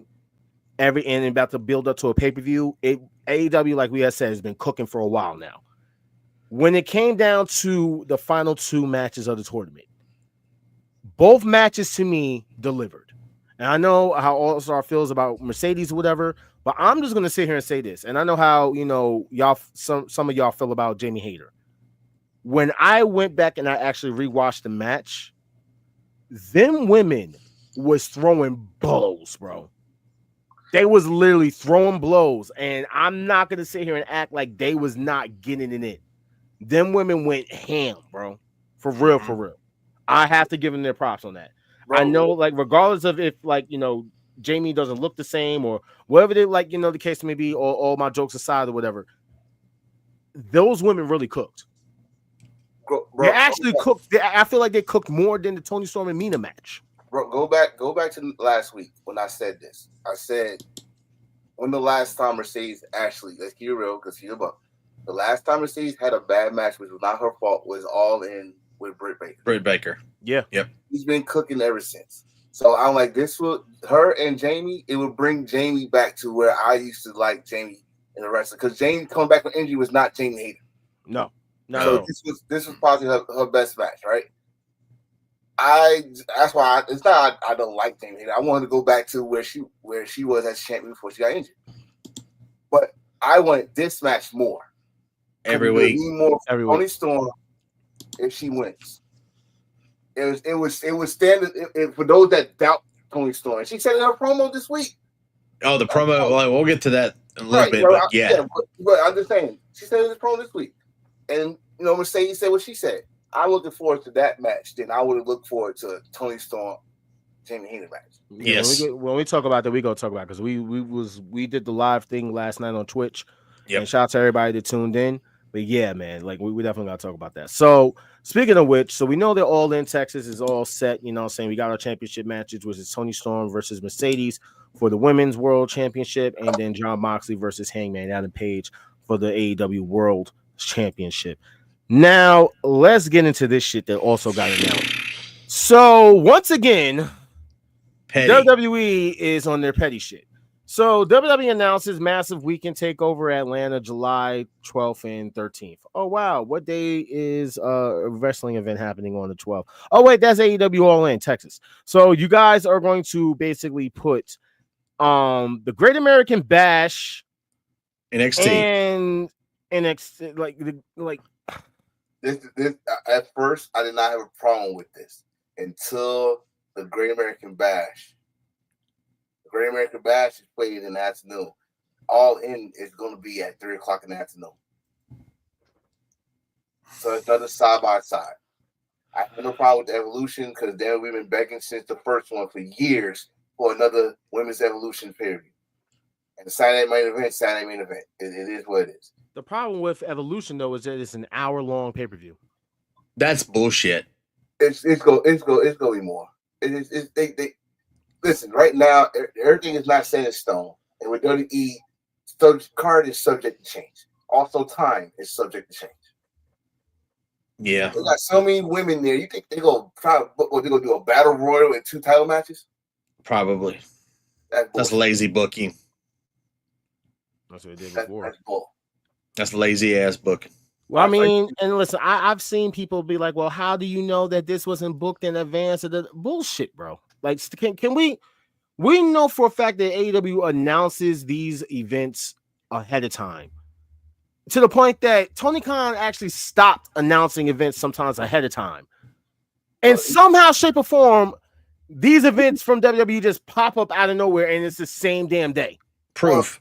Evolution was not like they were asking the women 2 weeks ago, hey, when are y'all going to do the Evolution? Nobody knew. We don't know. Nobody knew. So, of course. But see, people got short-term memory. And WWE, yes, they are. But let's not forget, AEW came in, they was the alternative, and they used to always say, hey, if we ever go side to side the same day, we will definitely beat WWE. I'm not gonna forget those early days. It's documented. But at the same right now, while I'm saying I'm kind of pissed off because Tony Storm actually is trying to slide away from it where you gonna have all day of wrestling and you gotta just keep on pushing the envelope. Listen, it don't have to be side by side. We at the time where we could watch everything and anything. As we proved last pay-per-view. We watch both of these shit at the same time. You could do that. But you're being paid for a company that's been in 6 years. They should be learning from you, and you doing the big brother thing. Don't you go in my room. Don't you touch my shit. Don't touch my drum set. Don't touch my drum. Like, come on, man. Like, AEW had this plan, and they even work with you because they knew it was coming. He said, all right, we're going to go 3 o'clock, and y'all can have Saturday night. Oh, no, y'all got to put NXT now, because that's the first I ever heard of Great American Bash. And now it's at the same time. Like, come on, man. Of all time, and I'm trying to figure, like, there's nothing on that night. I'm pretty sure there's nothing on that night. And y'all going to sit here and do that extra corny nonsense as if y'all could not have the night of. Y'all couldn't have the night of. Wait, I'm sorry. That's right. They can't because Saturday night main event is taking place the same damn day. So what are we doing? Wait, what's happening? Wait. Hold on. Go take that back. Okay. So you got all 3 WWE events versus the AEW event. Okay, no. So Evolution's been pushed through Sunday, by the way. Thank God. The same day as the Beyonce concert. Wait. Look at the date. So Evolution is on Sunday. Mm-hmm. Saturday night main event is gonna be Saturday night, and Great American Bash is gonna be Saturday afternoon. Yep. Mm-hmm. In conjunction with AEW. Yep. So just like this past weekend, NXT up against an AEW pay-per-view. Why? Petty. What? I mean, it seems like the AEW basically has not even been mentioning anything from WWE. The only one been talking about it has been Will Ospreay, and that's just his character. So exactly. And Will's been talking shit before he even came to AEW. For those that don't know, I know Enforcer knows. Anybody that's in New Japan talks shit about WWE. So, like, seriously, either Japanese wrestlers say in Japanese. But wait, there's more. Oh Lord. WWE has scheduled an episode of NXT at the 2300 Arena in Philadelphia on Tuesday, August 19th. Again, significance of this comes as AEW recently just announced a multiple show residency at the arena, which begins a week later. Watch, I don't have no problem with that. I don't have a problem with this. Look at the. It's a venue. I don't care about venues. Mm-hmm. They're having one show. It's a venue. For AEW. For AEW comes in and do their multiple shows. Guess what? Also, MLW gonna be up there. So why nobody reporting that? Also, they do independent shows almost on a monthly or weekly basis. NWA just left there. So I'm not complaining about this. This is what it is. NXT want to do some show in 2300. Cool. It's cool for Philly, especially those that ECW fans. They go last time NXT was there. ECW guys came. Cool. I'm cool with that. I wonder what ECW guys are going to come for AEW. They can do that. They got that right. Pay them. I will say this: it's more affordable to go to an AEW show than it is a WWE show. Isn't like $7,000 for like a front row ticket for Money in the Bank right now? I don't know. It's ridiculous. They reserve the stuff right up against the rail for celebs. The NXT shows are not the same price as the main shows. I mean, for $7,000, I might as well get like motherfucker. I'm getting backstage passes. $7,000. I might as well get like 22 fucking All-Star verses. You know what I'm saying? Like no. John wants a handy underneath the fucking table. Is what he wants. That's about my price too. That was a good one. That was close. Oh, sorry, head father. Right. NXT prices is not that expensive. Like I said, we went to the Stand Deliver. So, and sometimes the NXT show is way better than the main show. So let's just be honest. Ain't no sometimes. So this ain't a decision because all right. So the decision to have WrestleMania 42 Las Vegas instead of New Orleans was made partially because this year's WrestleMania made so much money overall in Vegas, and they could not make that level of money in New Orleans. Facts, but here's the thing. But the plan is now to run WrestleMania on a regular basis in Las Vegas, not necessarily every year, but frequently. The idea is that the city wants to have a major destination sports event every year, and by definition, they are looking at the Super Bowl, the Final Four, the College Football National Championship, and WrestleMania. I'm happy and mad at the same time. Yep. I'm happy because this is an opportunity for one wrestler who was pissed off and did not wrestle at WrestleMania in his hometown, Karrion Kross. Actually, he's not. I found out that is not his hometown. Well, his character is based there. You know where he's where from. You know where he's where from, right? Where? New York. Well, his character got. That's where he started. That's where Killer Kross. That's where he started training for. He was a bare knuckle fighter, and he did jiu-jitsu. Wait. What part of New York? Newark. Oh, that's Jersey. I think he said it on the Ariel Hawani show, which was a great show, by the way. If y'all got a chance to go watch that one, it just says from the city. Okay. Okay. But I mean, that's what he was complaining about. Well, he's Puerto Rican, so. All right. Yeah, I forgot he's Puerto Rican. So he's from the Bronx, probably. Who knows? That's why you got Scarlet. Oh, anyway. But yes.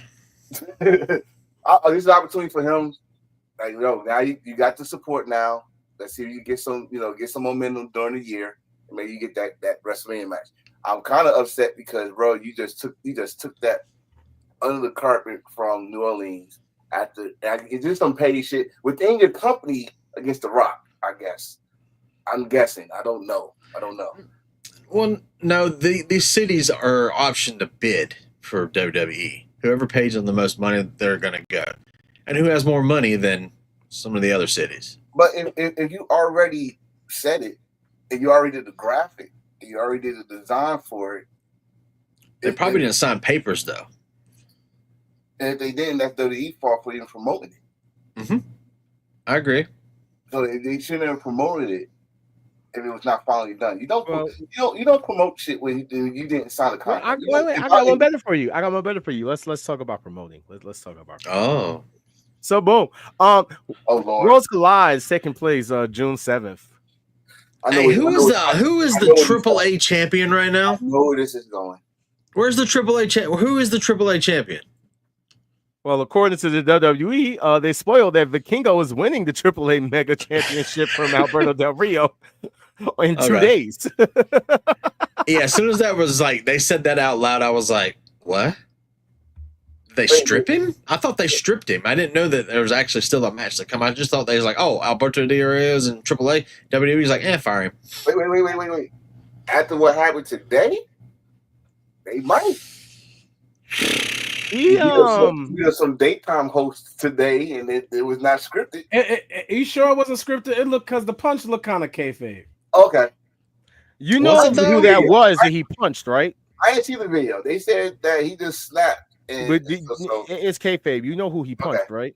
who? He punched Vikingo's father. Oh, okay. Oh, Oh okay. yeah. That's such WWE shit to do. Yeah. Oh, what you got against fathers? Y'all beat up John Cena's father. Y'all beat up Randy's The Miz's father. The Miz's father. All he did was just Poor Alberto. You know, Alberto Del Rio deserves another chance. Kind of like James Ellsworth deserves another chance. Oh my God. Oh wait, we got another one. Wait, where's that Velveteen Dream petition at? Don't look at me. Stop. Fuck that. Or where's that? Where's it? Odyssey Jones petition? Odyssey Jones. I got so. Hey, hold on. What's wrong? What you talking about? He got fired, bro. Odyssey Jones will be back. Where's that damn petition? Yeah. Odyssey Jones will be back before Patrick will ever come. Patrick's not coming back. Well, wait. Let's keep going. So yeah, so this was announced and it kind of spoiled it, but whatever. As we know of last night, we also have Laredo Kid versus Ray Phoenix versus Javon Evans versus a person that I'm going to talk about when we get to NXT, Ethan Page. For the North American Championship. We also have Stephanie Valkyrie and what's her name? Lola Vice versus two strong women that I don't know the names. Oh, a Chilean and Latino against other Latinos. Okay. Cake, pound, and cake. I mean, I don't know. One of them's a butterface. I'm sorry. I ain't look at their face. I said cake. Oh. I stand with what I said. One looks like she's 80 with a. Never mind. Hey, Lucha Libre, you can wrestle to you like 70. She got the same face as Charlotte Flair. And next. Holy mother of Jesus. She's a man. Hey, Dan, what does she got? What she got? Penis. Y'all playing this shit? So, this is it. Prayers. Well, so let's just talk about it. So, Jim Ross was diagnosed with colon cancer, but he had surgery to remove it. I believe, as I've read of today, he's in remission now. He had two surgeries, I think. I think he had a surgery last week, which I think was a post, what do they call that? A biopsy?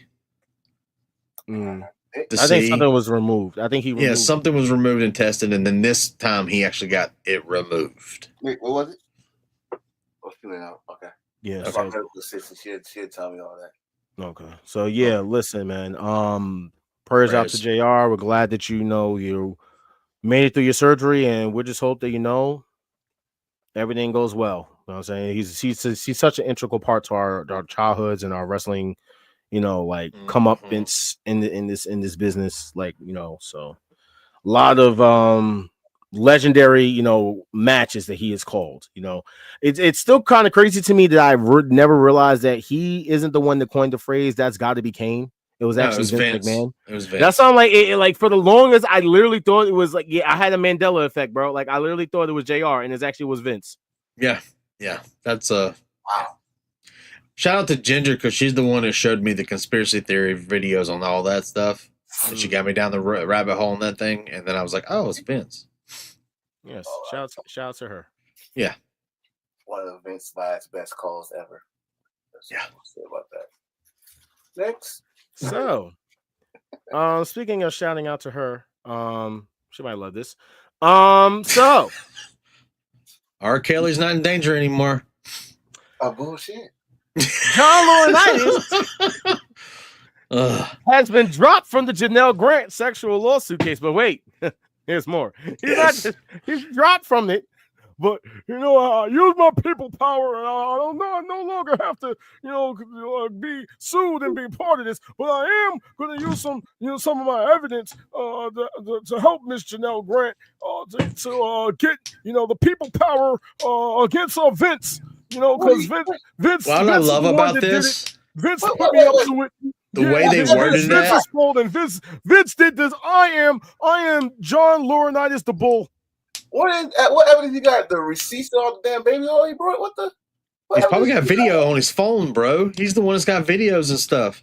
You gotta think, Vince is sick, man. He probably had that whole entire office had video cameras, and he's probably got a DVD collection, bro. He watched me as I took a urine on that poor girl's face, and man, I think I had asparagus that day. Okay, we can go. Let's go. Let's just pass the Hollywood. What was his? What was the blonde? Pass on this news like I passed Janelle Grant back to Vince. Okay. Wow.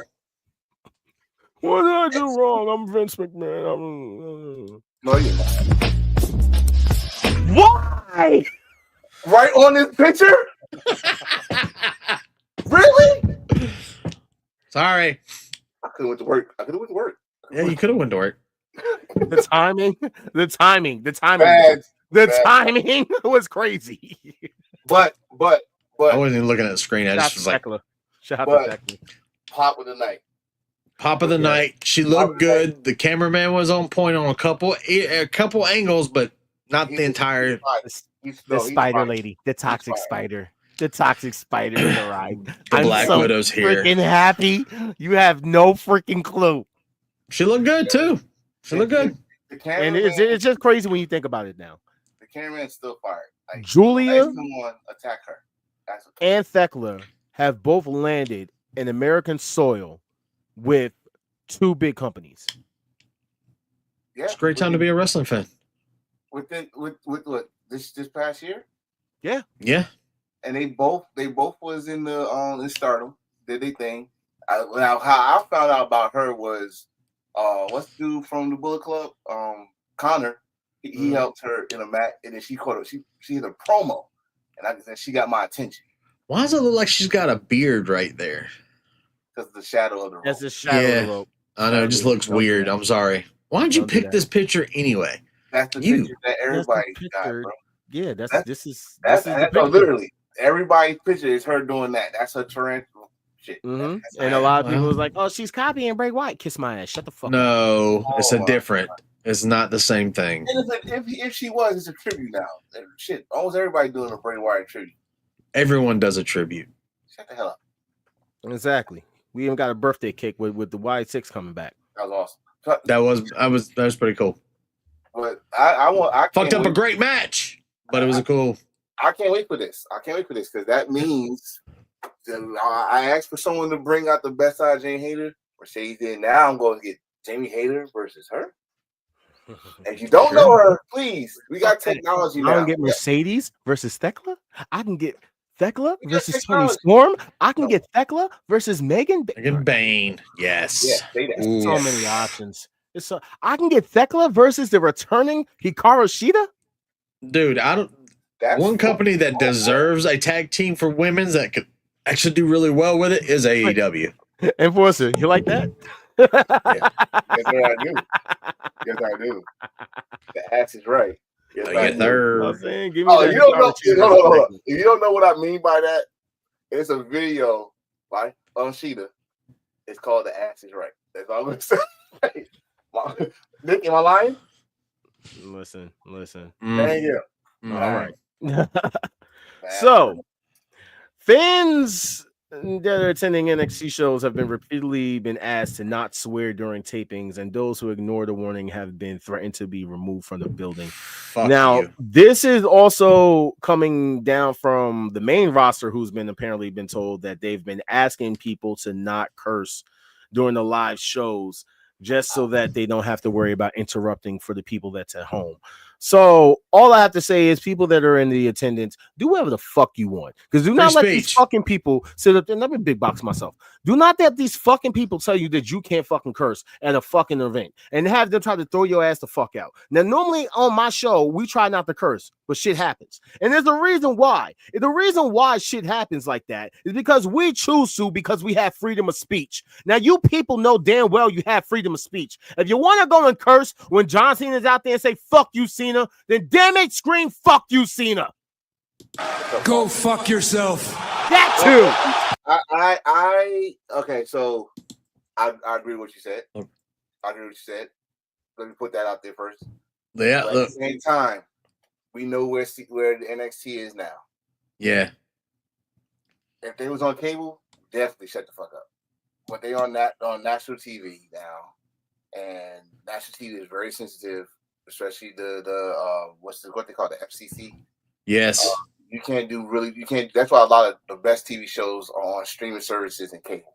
Yeah. A lot of good shows on national TV. But I gotta point out this for Raw and SmackDown. They on cable. SmackDown's on national TV. So why are they being told that they don't have to? They can't. They're on cable. They're on cable. The only one that's not is Raw. They're on Netflix. Raw's Netflix. Netflix. I don't understand why the fuck they keep on muting people from cursing. This comes from the two guys running both the main and the roster that basically did everything you're not supposed to do and got threatened by the networks and the FCC. They were going to get kicked off the air. Who had an entire press conference screaming awesome. the words that they could not talk, words that they can't say, like shit, damn, fuck. Watch your fucking mouth. Penis. Okay. Fuck me. Listen. I'm going with what y'all just said because I'm tired of the damn shit, the bullshit too. Because motherfuckers, especially like a Bully Ray, like Stevie Richards, Devon, all y'all guys that did all this stuff back then. Now I'm gonna have to put Shawn Michaels, Triple H. I know y'all older now with the shit that y'all done. These guys that's today, they learned from you. And it's desensitized these days more than it was back then. It's more socially acceptable to curse now than it was back then. Yeah. So you saying shit and fuck on that TV? They say it in high school now and they don't even get in trouble for it. Hell no. Penis. I didn't get in trouble for it. I got in trouble for I got cred, bitches. So get too much copyright on that one. We got more news. I know you're ready for this one. Hey guys, WWE draws its second lowest audience on Netflix again. They didn't even crack 1 million. I wonder whose fault that is. Don't play the field card. Don't play the field card, bro. I'm going listen, man. Listen. Because he wasn't even scheduled, bro. I'm playing the field card because people have been playing the Jey Uso card. No, I don't think wrestling right now can make 1 million live. Nah, it can. It can. I got one name for you that'll make 1 million if they promote it. Roman Reigns. The god of WWE. Cody Rhodes, don't start with Cody. Don't start with Cody. I will bash you with my ghetto following. How dare you? All they need to do is they make one phone call. Acknowledge me. Ratings up. But this is like everybody getting excited with AEW. When AEW hit 1 million, I was like, dude, they didn't hit 1 million live. They hit 1 million. The crowd is here, about to blow. With the Wait for me to start the I'm show. gonna beat the fuck out of this guy in a minute. You're all good on the show. Wow. I know you're fucking. Y'all know you ain't fucking mute me. I didn't. Not on my show. I'll kick you off.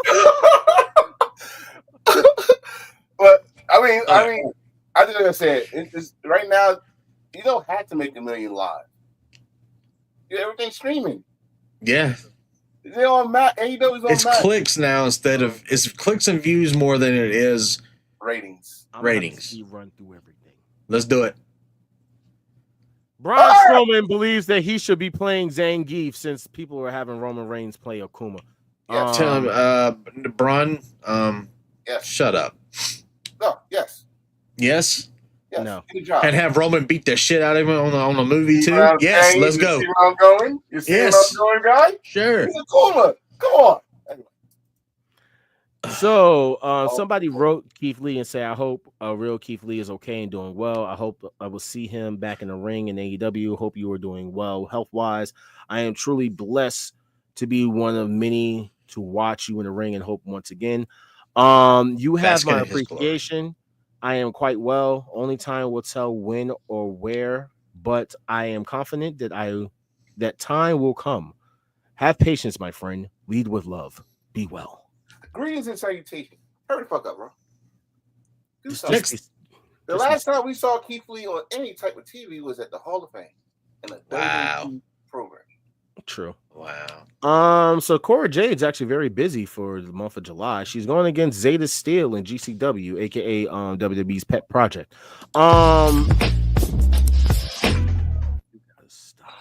In GCW, the top play. I wonder if she's a top and if she plays. That sounds so wrong. So with that being said, she's going against the WWID person, and then a couple of days later, she will be tagging with another former NXT WWE superstar known as Bea Presley, formerly known as Brie Davenport. She will be tag teaming with Elena Black, formerly known as Cora Jade, and going against the Inspiration, formerly known as the Iconics. Oh, Yeah. Is she a no shot? Maybe.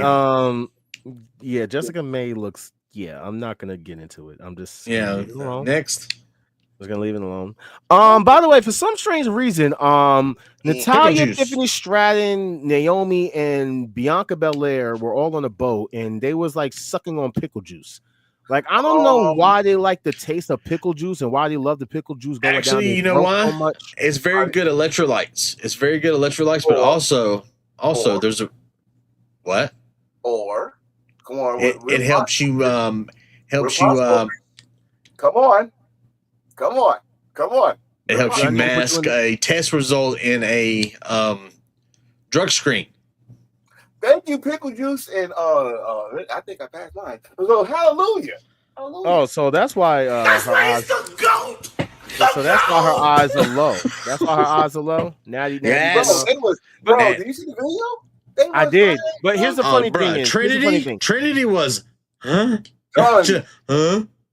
Trinity actually ended up Bailey? posting up a picture Bailey. with Bianca and then deleted the picture. And Hey, then look at posted the picture Bianca's again. hand. Look at Bianca's hand. Oh, it's Yeah. fine. Yeah. Tell me something not gonna happen. Tell me something not gonna happen tomorrow. She's actually scheduled to be there tomorrow, by the way. She her return. All I know is they have a thing where they just passing the pickle juice around like it was a blunt. So shout out to them.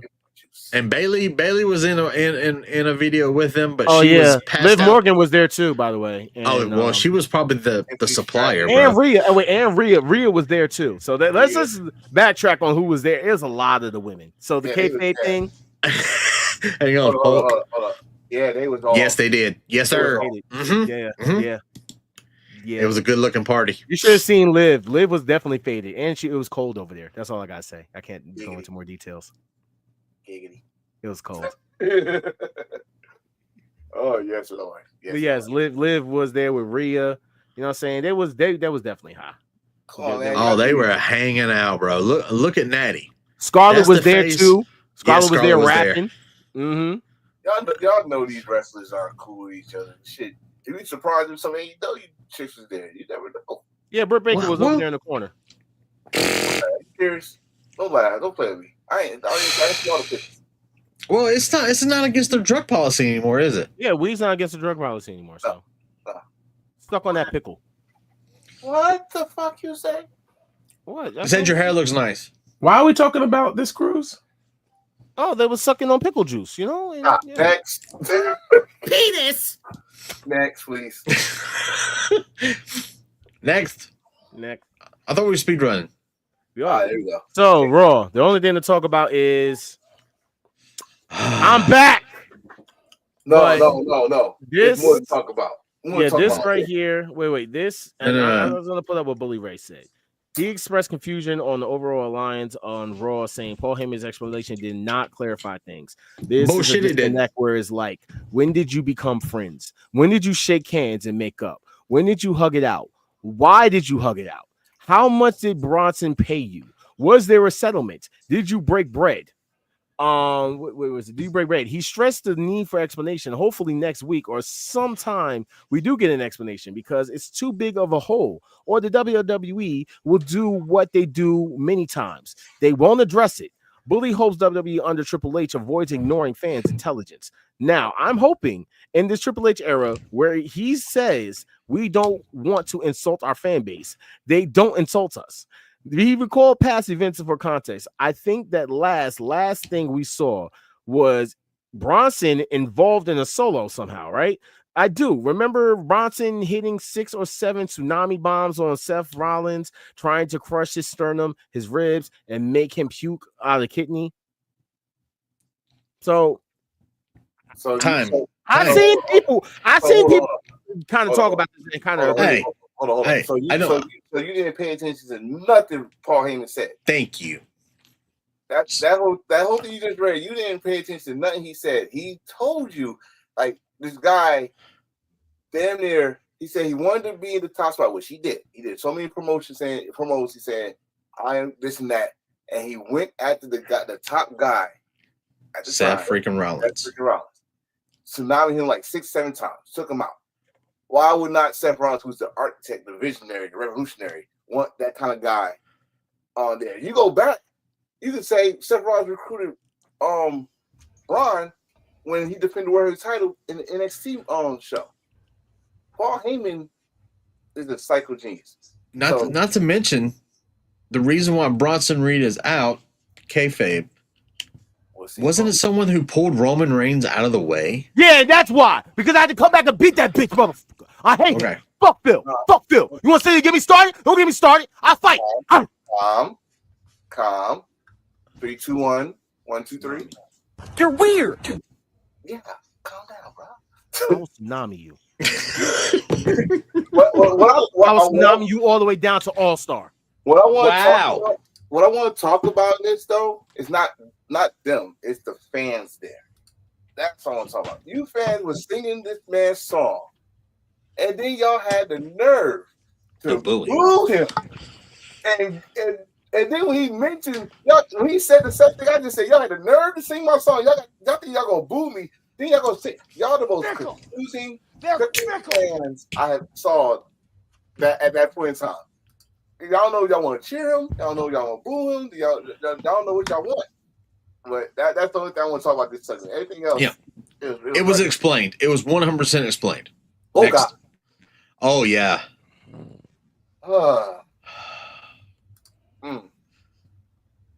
Chad Gable. You the man. I don't think he had a broke nose, but he could have had a broke nose. He had a broke forehead. I tell you that. It was bleeding over there. That was a dangerous looking move. They should have never tried that. That was dangerous. Question: have they ever tried anything like that in WWE before? No. That's some Lucha Underground shit, bruh. That was all. Why y'all? And it was in Tampa, correct? So y'all not that far from the performance. Y'all should have rehearsed that shit. Because it don't look like y'all rehearsed it. Y'all did not practice it or nothing. Y'all just said, "Fuck it, the time is right. Let's do it." And this is the results. Almost broke this man's neck on live television. Don't know. He probably did something to his neck. I ain't gonna say it's broke.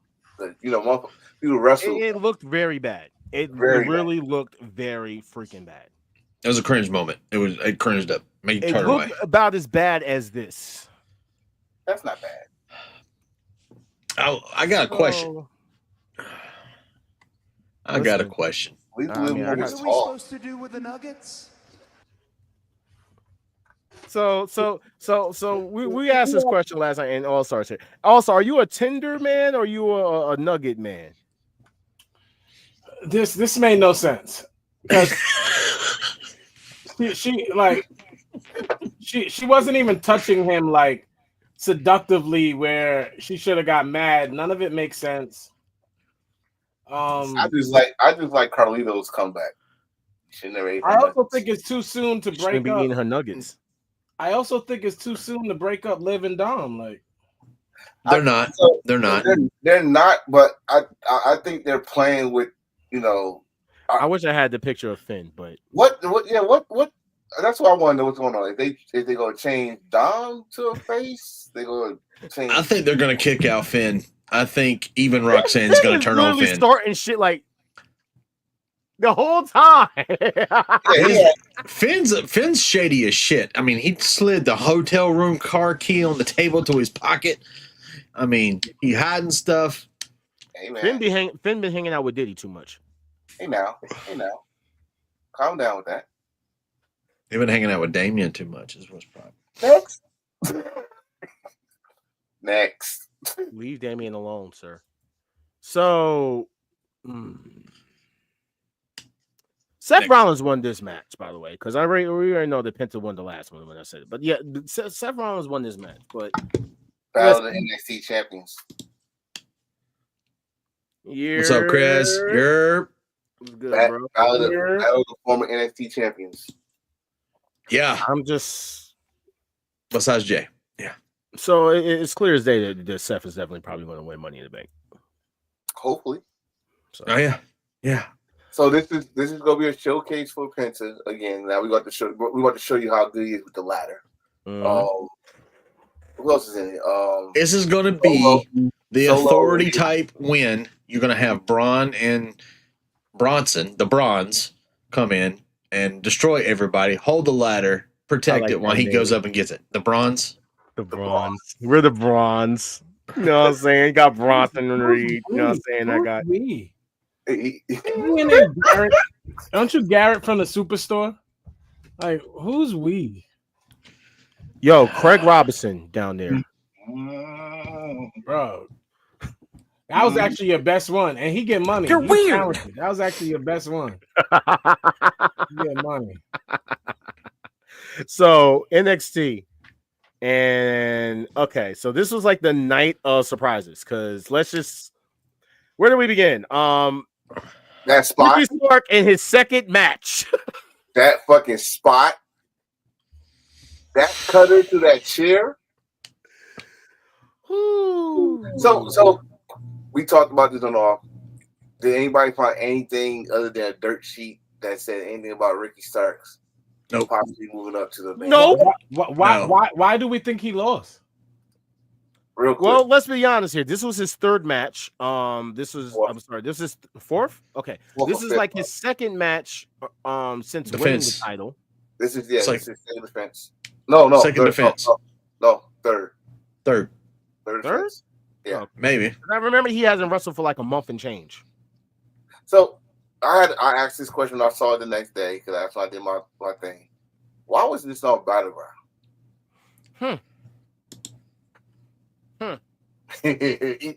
we do hurt. I'm pretty sure the 6-man tag could have been taken off of this. Yeah. I mean, definitely. I don't understand what was the reason, the logic. You know, I don't get it. But I also don't understand why Ricky Starks even won that damn title. Sorry, Ricky Saints even won that damn title. No. Mom calling Starks. We call him Starks. God damn it. Okay. Ricky Starks even won the damn title. You know exactly why. Come on, we said this a couple. The pettiness. The pettiness stuff again, right? No, it's just well that too, but it's just like I said when it's not petty. Both companies do it. They thank you. The wrestlers, they give them titles. Stop it. Both companies do it. Stop. Just like I said, not even both companies. All companies. TNA does it. Oh, we're gonna get TNA is the king of it. Let's just put it out there. TNA is the king of it. I will admit that as a TNA fan. We're not just talking about mainstream. We're talking about indies companies too, because we got the guys that leave AEW, go to indie spot and get the take a title. Take a title. Just because they're in their resume. They win a title for promotion wise, I guess. Yeah, it makes money. You got. I mean, it makes money. I was about to say it makes sense, but really, I said it right. It makes money. It makes money. I mean, I said this before. It's just like when Okada, Ospreay, and Mercedes got the AEW. Better put a bell on them because you making big moves. They made big moves with him. So if he is going to stay roster, good luck. That's all I'm gonna say to him. But that spot, oh my God, it got me. Yeah. I admit that.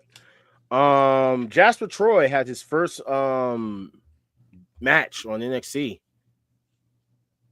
And he did okay. Man. Him versus Obafemi, I guess it's just going to be just a meat man match because pause. That's literally what it comes down to. Like two big meaty men slapping me. Big sweaty men. They actually came up together though in the company. Oba just got called up faster. Wait, seriously? Yeah. All right. So, do you know anything about LFG? Let's fucking go. The You TV show. still have never watched the show. They're bro. not brand new. They've been at the Performance Center for months. Forever. For months. Wasn't he security at one of those damn? Yeah, and him and Oba have fought on like Evolve, like little matches on minor like shows coming up together. Well, like So even level up. So yeah, LFG doesn't mean anything. You're already on contract. You're at the Performance Center. You're just not on TV yet. That's all LFG was. Now it's a way to get to TV. So everybody that was on level up, LF, they go to now. They go to Evolve. Besides one, the ones that didn't win. BJ. But the ones that didn't win, is going to go to Evolve. BJ was escorted out of the building after his last TV thing. He'll be back. Yeah, he'll be back. He'll be in AEW before he be in WWE though. Wow. I mean, Tony Khan should do it. Silently go to Ring of Honor. Why are we showing him? Stop showing that guy. Fucking generic hat. So Def Orton wants out of the crew, and Charlie Dempsey said no. He wants to go and do his own thing. Now I'm saying he wants to get his Miles Morales on, but now they're gonna have to battle out to see if he can get out. You know what I'm saying? Gang warfare style. You know what I'm saying? That's what I was saying. He got beat in, now he's getting beat out. No, he got to beat Dempsey in the rounds match. Yo, using this kid to try and kill off Fletcher's momentum is really messed up by NXT. Because that's what they're really trying to push this kid to the forefront so they can market him against Kyle Fletcher. I mean, where's the lie? Because I remember I was calling him Kyle Orton for dumb long. Well, he had short hair just like Randy did when he first started, and all of a sudden he shaved it Kyle bald. Fletcher cut his hair. Now all of a sudden he's bald. Oh, God. The only thing I haven't seen him do yet is he hasn't worn anything pink yet. If he do the brain buster off the top ropes to the top turnbuckle, I'll say that. I'm gonna still call him Orton though. Yeah, Def Orton. His That's body, me. His move sets, the way he sells reminds you of Orton in 2008. His whole moveset makes me see Orton, a young Orton. Sorry, it does. His running style, the way he reacts, the way he sells. Just saying. Sorry, Randy. It's like somebody just cloned Randy Orton. Sorry. Create a wrestler on WWE 2K. Yep. They cloned Tyrone? Yeah. Yeah, man. Okay, gotcha. Nick. Well, next thing up, let's talk about it. Roast segment. Roast. All right. Roast him. Roast. Wait. Williams. Roast him. I don't give a fuck what he said. He got roast. I don't care what I'm not reading what he said. He got Trick roast. Williams is not a good promo. He's not a good promo. We have nothing else to say about Trick standing up here looking like a pita bread. Like nobody got nothing else to say about this man standing up here looking like a brown cow. Cow now, wow. He said you're a pretend. Wow. He said you're a pretend rapper with your tight ass jeans and high heels. Bro, he looks like the bottom of a burnt pizza. Like I really don't know what we're even talking about. Wow. Like, big slice. He looks like when you order a wrap from a sandwich place and they give you an old one and it just breaks in your hands as you eat it. Bro, he called you a tall gyro. That's exactly what he looks like. He looks like his jacket got vitiligo. He's wearing more baby oil than Diddy ordered. Oh, the last one that did it for me. You won, sir. You won. I'm going to be the one to take that TNA World Title from you. I hope so. He is. Yeah, he is. But wait. Is he going to do it? Is he going to do it? It's official. You got a big mouth, John Cena. It's official. Next Chick will. But it's going to be on NXT television. So it's going to be Santina Morella versus Trick Williams for the world title, but also Yeah. So Trick will be on TNA tonight. No. Or Hannah against Trick next week. Yeah. But he's going on TNA TV this week and cutting a promo. Yeah. Oh God. Okay. Yeah. Okay. All right. Let's go. All right. Well, listen. May the best man win. I guess. Santana. Let's go, Mike. We already know where that led to. I already talked about that. So this right here. Wow. I liked it. I didn't. I didn't. I thought they would put it on a different person than her. Well, I am just highly confused. Where is Jada Parker at? Where is Jada Parker dealing with Thea Hale? See, here's the thing. Apparently, now this is it's kind of like rubbing me the wrong way.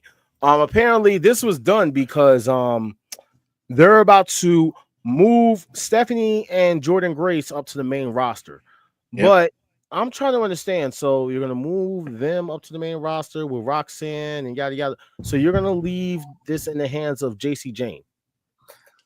Transitional champion. Transitional champion. She's definitely a transitional champion. There are so many female stars on this roster. This has to be like a okay. Wait. Name them. Wait. Jada Parker. Hold on. Other than Jada, Sol Ruka, Lola. Sol Ruka is running around with the North American champion. But you said no. They're still NXT women. No. Be fair. You asked to name the stars, the women stars they got down there. Sol Ruka's one. Okay. Yes, I love that woman. I love that. Thea Hale. Thea Hale. She is a star, bro. You're bugging. She's a star, bro. I love Thea Hale, but she's not there yet. You still got Valerie Loretta. You still got Valkyrie. What's her name? Who the fuck is Valerie Loretta? Really, bro? I've don't never know heard of people's real names. Oh, Lola Vice. Thank you. I said Lola Vice. Okay. You got what's her name? Oh my God. She got a lot of ass down there. You got Lash Legend. That's another one that could just knock it right out. We already said Zarya. Like Zarya, a beautiful ass. Mm-hmm. They're also I know people don't pay attention to LFG and stuff like that. There are also some women down there that are fire. Fuck, they just what's her name for Evolve? I was going to bring that up. But yeah, this they is both next week. Fire. The track star girl boom. Fire. Yes. So the 4 women for Evolved, and we never talk about Evolve, and we're never going to talk about Evolve. Never. But Kylie Ray, Kendall Gray, that's so fucking hilarious. Callie Armstrong and Wendy Chu. And well, Callie Armstrong is your first ever inaugural Evolve Women's Champion. And she's white strap. White fucking strap. Why is Natalia there? Oh, she presented her with the championship and she snatched the title away from her. So yeah, I'm assuming that Natalia's going to go down there and also because Natalya is what Bayley wants to be. One day Bayley will be Natalya, and when Natalya decides to finally go home. But as long as Natalya's enhancements don't fail her, she's gonna stay on TV as long as she can. What? Sure. What do you say? Thank you. What did I say? I mean, he's not wrong. What do you say? Yeah. So let's get into Dynamite. Let's just go ahead and cut through the bullshit. Yes. You can't cut the bullshit because there's a lot to take. Yeah, there is a lot to talk. This segment was so golden. Oh my gosh, you are a glazer. But before you top 3 male stars in the ring right now. Wait. Before you say he glazing, it kind of comes to the point you said earlier in the show about Hangman and Swerve. Oh no, listen. The fact all 3 of them are and should be recognized as the 3 superstars of the whole thing right now. All 3 of them are definitely that. It's talking about the segment. If we're talking about the moment, it's a cool moment. The segment was gold. Come on, bro. Stop. Yeah. Stop. Because we've been following. I'm gonna tell you when it was gold. It was gold when Will Ospreay said we should team together. That when Swerve smacked that damn mic out of his hand. So we should sing. They're keeping the rivalry, the hatred Not because everybody know in wrestling, once you're both on the good side, They're gonna end up going to tag teaming against the Elite. No. Yes. Yeah, they are. Yeah, they are. They're going to tag team against the Elite. Yeah, they are. Y'all two are so wrong, and it's sad. I'm just gonna let y'all know. Swerve and Hangman are going to end up doing that same spot that the Bucks and Hangman ended up doing. Bitter enemies become tag team partners. Book it. It's happening. But they're not rushing it. That's why I like No, they're not going to rush it, but they're going to do it. They're not going to rush it. They're definitely going to team together. Yeah.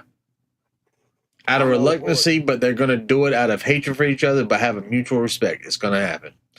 That Tony Khan is a complete mark for that type of shit. If I'm being honest, we all know what my favorite moment of this Dynamite was.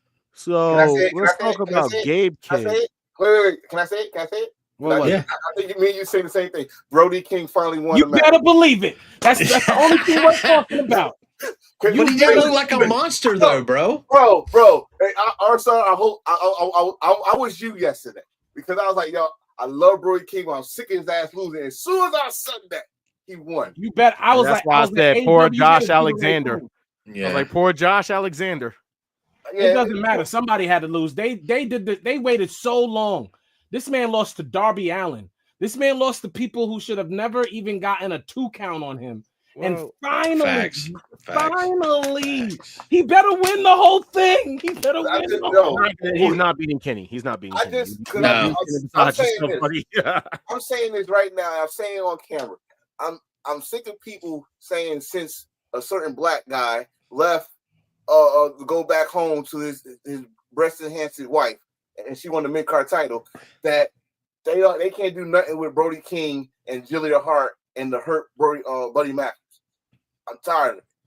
Brody King had been a superstar before AEW. Let's talk about it. About that time he won a big match to set up a bigger opportunity for him. Let's talk about it. So I'm so happy. And I was R-Star yesterday because I was so fucking pumped when they said 1, 2, 3. You were. Talk about it. So let's go, Brody. Let's go. All right. So other than that, whatever else you want, go ahead. This right here was like horribly like ow. I thought he broke his neck, but yeah. See, according to this, Brian Alvarez reports that by some miracle that Adam Cole didn't hit the apron during his TNT match against Kyle Fletcher last night. However, Brian reports that a lot of AEW wrestlers considered the move careless and were angry with Fletcher. Shut the fuck up. Sorry. No. Ziggy, what's good, Brody? Yeah, Ziggy! What's up, Zig? We were angry with him too. Remember? Because he walked away and he did this little pose like, yo, you not even gonna check? I was like, yo, that's crazy. Look at him. He just walked away and did his little pose. I was like, yo, I defend you, Kyle, with this one. You got to at least check on the dude. Somehow, some way. Like, it was crazy. It was crazy. I'm kind of conflicted with that. That shit, I cursed when that spot happened. Like, oh, yo. I didn't care because right after this, Josh Alexander came out and I was like, oh, he's going against Brody King. And that's Brody King's probably going to lose. And then he won. Yeah, I was kind of upset at the end of this match too, but it seemed like they're gonna continue this rivalry because Adam Cole came out and beat up Kyle doing it. So. Yeah. Shout out to my boy Trevor, who's looking for his own crew. Wait. Take this off. Who will be a perfect fit with Ricochet? The crew. The crew. No. The crew. No. All right. Who? All right. He said the crew. Who you got, Dan? With Ricochet. With Ricochet? Mm-hmm. I say he makes up his own crew. Don't join his own, make up his own out of extra individuals. Just pluck them out. He goes recruiting. Who is the crew? That is Leo Rush. Leo Rush and a partner Action Andretti, something like that. Ricochet needs some muscle, bro. And Action Andretti and Leo Rush's tag team is known as the crew. Oh, okay, great. They wrestled on Rampage. They got great jackets. No, they wrestled on Rampage. Great. No, Rampage don't even exist anymore. You hater. Hold on. That's how bad. There's no more Rampage, bro. Oh, Collision, my bad. Nah, he called Collision Rampage. That's bad. It messes up Collision, my bad. Nobody, I never like. It better not be them. He's already pointless. Don't add two pointless people to the pointlessness. Like, hopefully they're two bigger dudes, and one of them hopefully is good on a microphone. Get a valet, so he could just be annoying and it doesn't have to talk much. Why not bring in somebody from Ring of Honor? Guys we haven't seen? How about guys we haven't seen? What's the two guys that's from Ring of Honor that were fighting? What do they call them? Agony, the Gates of Agony. If they really wanted to make him annoying and make a lot of money, they just let Samantha be his valet. So excited. Tony, we know you got the money, son. Make that shit happen. Call me Samantha so I can go and my brother R-Star some more. Keith Lee, this is your opportunity. Ooh. Wardlow, what you doing right now? Nothing. Pinnacle. Stop. Pinnacle. Stop. That was going to be part of Pinnacle. That's Keith Lee, Wardlow, and Ricochet. It's weird. It's weird. And it's also corny as hell. What are we gonna call them? No, Kami Time? I don't know. That's the name. Tie and tie? It's crazy. Oh, Kami Time. They're all anime lovers, so let them dress like anime. It needs not to happen. Call them cosplay. Oh wow. All right, so we just gotta get into the last segment. And what's the last segment? What is the last? Oh my god, yes. Such a great promo on both sides, bro. Nah, mute All Star. Mute All Star. I'm not listening to this hate right now. I ain't listening to this hate right now. This was great. Put him, I'll put him on mute. I'll put him on mute. He got to the camera. Don't put him on mute. Put him on the big screen. Because he says he has so much. We didn't get a chance to hear him out yesterday. So let him cook. Go ahead. First. I'll keep quiet. First. Let him cook first. It's all yours, R-Star. I'm here for you. Go ahead.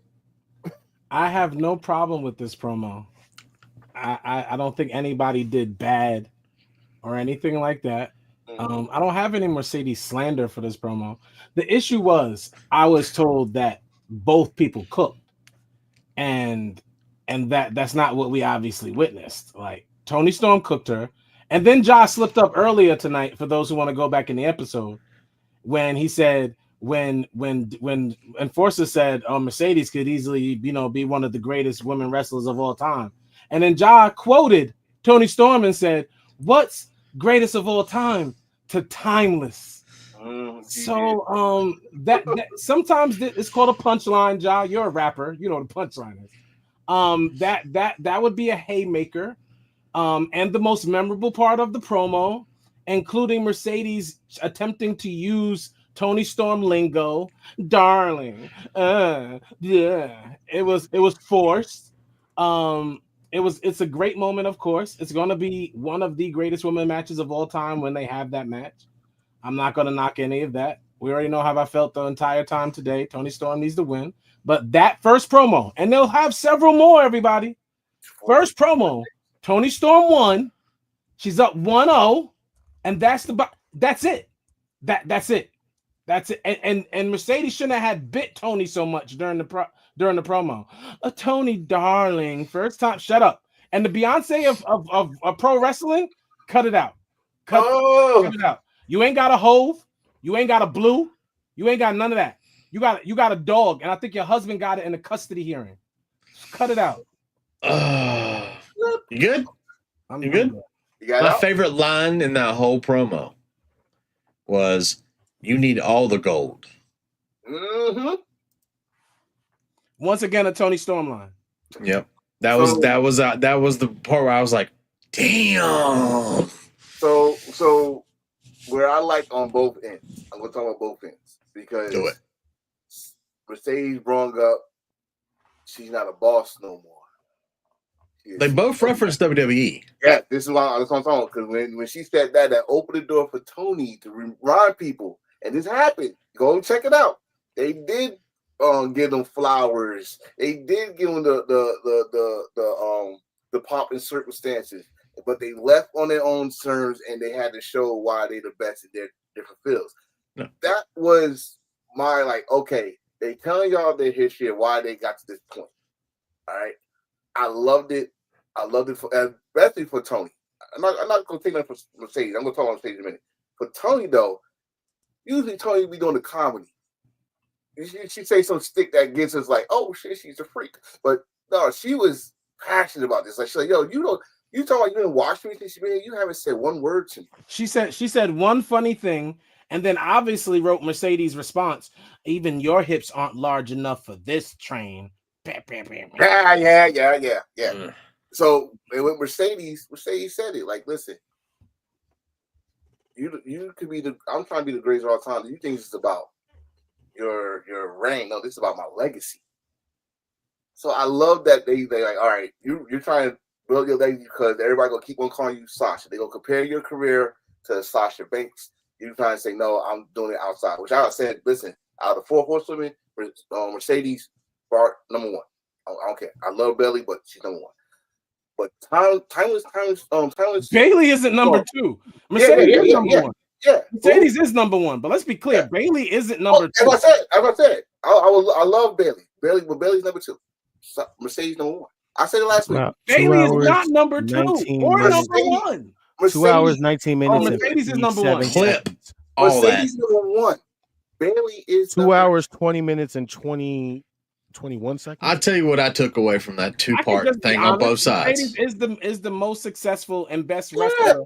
Yes. 2 hours, 20 minutes, and 30. You know why he don't like her. I don't know how many episodes. We trigger him every week with this fucking stuff that I thing, need to bro. clip. I'm getting the shit that I need to clip. Okay. But with Mercedes, I never said she was a bad wrestler. Needs this more than Mercedes. I never said. Hold on. I'm gonna be clear. I never said Mercedes was a bad wrestler. I said her finishing move was bad, and I questioned her character over and over and over and over and over. And if she beats Tony, that would be the most questionable character thing she's done. And it's a dub for AEW for 6 months. Okay. That's why I said Tony needs this more than Sasha. Well, Sasha doing this for personal legitimacy, her legacy. Like, listen, I did this outside WWE. Tony needs this because everybody said you the best character, bar none. Well, I don't hear no one saying she's the best female wrestler. Nope.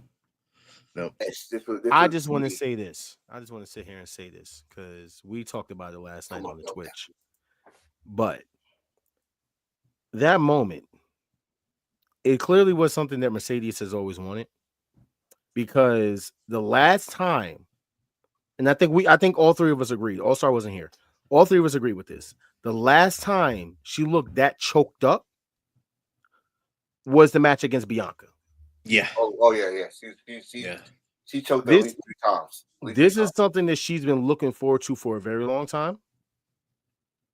And honestly, bro, I think we all agreed last night as well. This match needs to be the main event of all. Yes. There is no other. I don't care. And granted, I know that everyone is like, yes, Moxley and Hangman, yada yada. This match. Can I get the picture real quick? This match needs to be the main event of All in Texas. From this promo alone, we've been already looking forward to this, but this promo alone solidified it. And I don't care if you want to say that Mercedes cooked Tony or Tony cooked Mercedes, because at the end of the day, both of those women were cooking. Can I add something? I don't think they were cooking each other. I think they were just spitting facts. Can I add something to that though? What's up? Y'all already overlooking Moxley and Hangman match anyway. Nobody cares. And the only reason why God doesn't care who cooked who is because Mercedes got cooked. I don't care what you say about no. that. No. They told a story there. They told their story. That's all it really was. I will come to your house and take a doo-doo on your car. Why are you? Whoa, hey. Well, listen. I'm gonna leave Mercedes' name out your mouth. Vince, chill. You ain't Will Smith. Listen, I'm saying this because we already overlooking Moxley and Hangman's match. We don't care. No one else intervening in this match. This is Mercedes and Tony Storm. You got Will Ospreay, you got Swerve. You're not talking about Moxley and and Hangman, but we're talking about just Mercedes versus Tony Storm. So if you got that to end the show, you pretty much told us that you're planning on this being Tony Khan during the presser said he kind of hinted at that, just like he also hinted at the fact that they're looking at doing the AEW women's tag team titles. Yes. So I'll be honest, yo, like if this match doesn't main event, I'm not saying that All In is going to be bad, but it's going to basically feel very fucking weird. It'll end on a dead note. If they want to keep our attention and me not turn it off before that or fall asleep during that Moxley match because I could care less. And Hangman, I'm sorry that it has to be Moxley because this reign has been horrible, and we would only watch to see if you win the title, and I pray you win the title because I'm over it. I'm over it. You know what this is? This is also let's erase the mistake y'all made last year. Yeah. Because you know Tony Storm and Mariah May should have main event. Yep. So now you gotta make up for that. Tony Storm. If Mercedes loses on the opposite side of what I'm saying, I will definitely commend her. I haven't had the chance to commend her in a long time. That would be the most just character shaping thing she's done in such a long time. And if Moxley finally lose that belt, my AEW title will come out this briefcase. It's still in here. So, Hangman, do your job. Those two sold me on watching that pay-per-view just on them two. Just on that promo. On that promo. Yep. So I'm looking forward to it. We're all looking forward to it. We all said that it should definitely main event. I don't think there was anything else really to talk about from this week. We covered Dynamite, we covered NXT, we covered Raw, we covered the pay-per-views over the weekend. Yeah, man. So with that being said, let's get to these final thoughts. And Dan, I'm gonna let you go first. Thank you guys for coming out, listening to the show, coming to the watch-alongs, and watching us on all the socials. Just remember, don't be fickle. It's just wrestling. All right. Enforcer. I said I was not going to talk about this, but it kind of irked me. So some nobody questioned wrestling fans and called wrestling fans out their name. I'm not here to be Captain Save a Wrestling fan, but fuck you. But I don't know who you are. No. Don't say his name because I don't know who you are, and I'm gonna keep it that way. I'm not gonna say his name because he's not gonna appear, but he was on Raw last night. And I know him then. I don't know him now. Raw. He was on Raw last night. No. Was he on Raw? Well, he was on. He was with dude that take off his shirt. Do the shirt thing, the bear shit, whatever, bear, whatever. I don't know you, and it's good that I don't know you because us wrestling okay. Now I know what you're talking about. Us wrestling fans are 10 times more than your fan base. So you had to come on Raw to try to take the fan base to even know who you are, and you don't even mean shit. Okay, so stay on your side of the lane, make your little corny ass jokes, because the wrestlers are going to deal with you, not the fans. The wrestlers are going to deal with you, and when the wrestlers deal with you, act that porn star that said the same shit you said. You mean the corn star, Mia Khalifa? Yeah. I'm not on TikTok. I said porn star. I would say whore for money, but porn star. We're on YouTube. What the fuck? I don't give a fuck. We're on YouTube. Wait. Why did I hear somebody playing Marvel Contest of Champions in the background over there? I kind of heard that. That's why he's the GOAT! The GOAT! So, for that dude, I'm not playing. Off. Anyway, yeah. Be a fan. Stop being a jerk. Don't be a creep and stalk wrestlers. Be respectful to your fellow man. And I'm done. Wait for us next week, Thursday, 7:30ish. Uh-oh.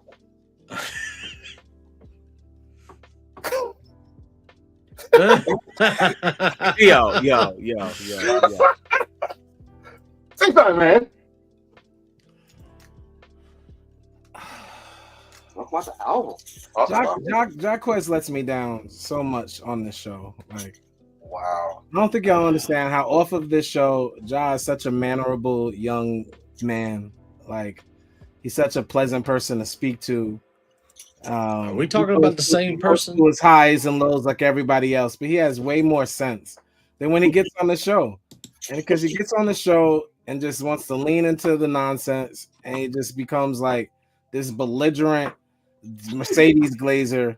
Like, I don't know. It's like final thoughts. If Mercedes was a donut, he'd be like Duncan Mercedes. Like this. That's what this. I will eat the shit out of that donut. I'll tell you right now. I don't even know if that's PG. He brought up tribalism. Well, yeah, I'll say it. I'll definitely Boston cream her. Jacquez and Chris started tribalism. Y'all might not know that, but as far as where tribalism began, Jacquez and Chris single-handedly started tribalism. You just started something, and now we're gonna have to fucking finish it. It was the Jesus most Christ thing ever that it got brought up today, and it was the topic of every show for 6 straight episodes in 2000 and whatever 4 years ago was. Shout out to Heels for Life, who just celebrated 300 episodes and more, and shout out to us who are still growing and nearing our 200th.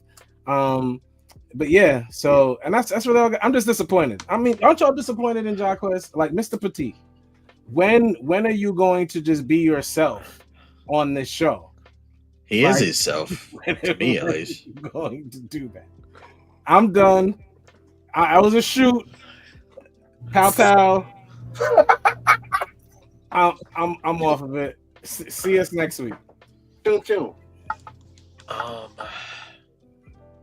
You really out here throwing governments, huh, Haynes? Huh? That's what we doing?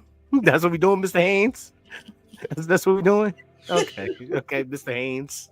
Heard you, Mr. Haynes. All right, so very respectful young man. I'm a very respectful young man. I'm definitely am. The way you said that, I'm gonna fuck you up. I'm gonna fuck you up. Soon as this show goes off the air, I'm coming over. I'm driving right over to your house. Appreciate it, Joe. Good looks, Joe. Thank you. Yeah, what's up, Joe? Thanks so much. I'm gonna come to your house. Right. Don't ever let me get another Uber order with your name on it. Such a nice young man. You see what I'm saying? Hold on, bring me back. Y'all want to know what he was playing when he delivered my food that day? He was playing Drew Hill. Oh, we out here, everybody. Countdown. Yeah, we got the crowd. I was not. He had Drew Hill bumping out the station. He was real chill. Like y'all don't know. Y'all probably think Jacquez is like headbanger metal Quez. This dude is R&B Quez.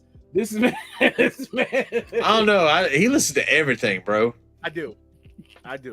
Dude, we were going to get off the phone the other night, and he spent me another hour because we were listening to music. I believe it. You're not gonna tell me no R&B got played because let me tell you, not a one. R&Emo. Yeah, R&Emo. Listen, my final thoughts is I hate Jared Haynes. Okay, because this guy, I love Jared All-Star sometimes, you know. Let me change. I love Jared Haynes, you know, but this guy, Jared All-Star, okay. He needs to, since he loves doing albums so much, he needs to do the All-Star versus Haynes project. Okay, he needs to do that one time. Oh, you just gave my idea. Yeah, that would go crazy.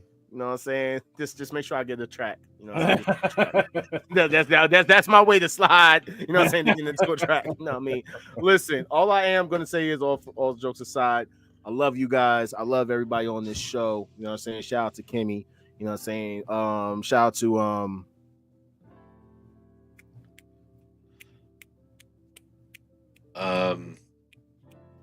Jen. What? Who? Yeah. Shout out to Ginger. What's his name? Oh no. Dark King. Dark Hunt. Sorry, Dark King. Shout out to Dark King. Oh no, Darth. Darth Kent. You know what I'm saying? Darth. Darth Kent. You know what I'm saying? Oh man. What else I gotta say? Make sure you guys go get that new the All-Star album. Word. Born in the Hood, Raised in the Church, deluxe edition, by the way. That's what Enforcer's gonna listen to this week. He said. That's crazy. I mean, by the way, I was listening to Attitude Era. That man right there. Thank you very much. That's some bars. You know what I'm saying? I kind of felt jealous though because I felt like I wrote some of those before, but you know, it is what it is. You know, we're gonna. Okay. me and Tony Storm are good with the punchlines. Ask Mercedes. We're out. Thank y'all for joining us. It's been over 2.5 hours. Yeah. That's why I kept this that long, you know, so we can talk about it because, you know, 2.5 hours is a very long show. But guess what? Our show is longer than any title reign that Jack Perry has ever had. So with that being said, it is your boy Jaquez, the Holy Hill, Jared Haynes, Enforcer, you know what I'm saying, Mr. Antonio, Mr. Just get all governments, huh? You know what I'm saying? And shout out to Dan, you know, the Kasky guy. You know what I'm saying? We were all out of here. We love y'all. That's why Quez loves Mercedes. He's petite. Quez loves Mercedes because she's petite. Everybody have a good night. I'm out of here. That's how you finish the show right there. I'm going to catch these Haynes. Final countdown, yeah, we got the crowd waiting. Every Thursday 7:30ish, and the show is stacked. Go and run and tell a friend we back. It's the Wolfpack.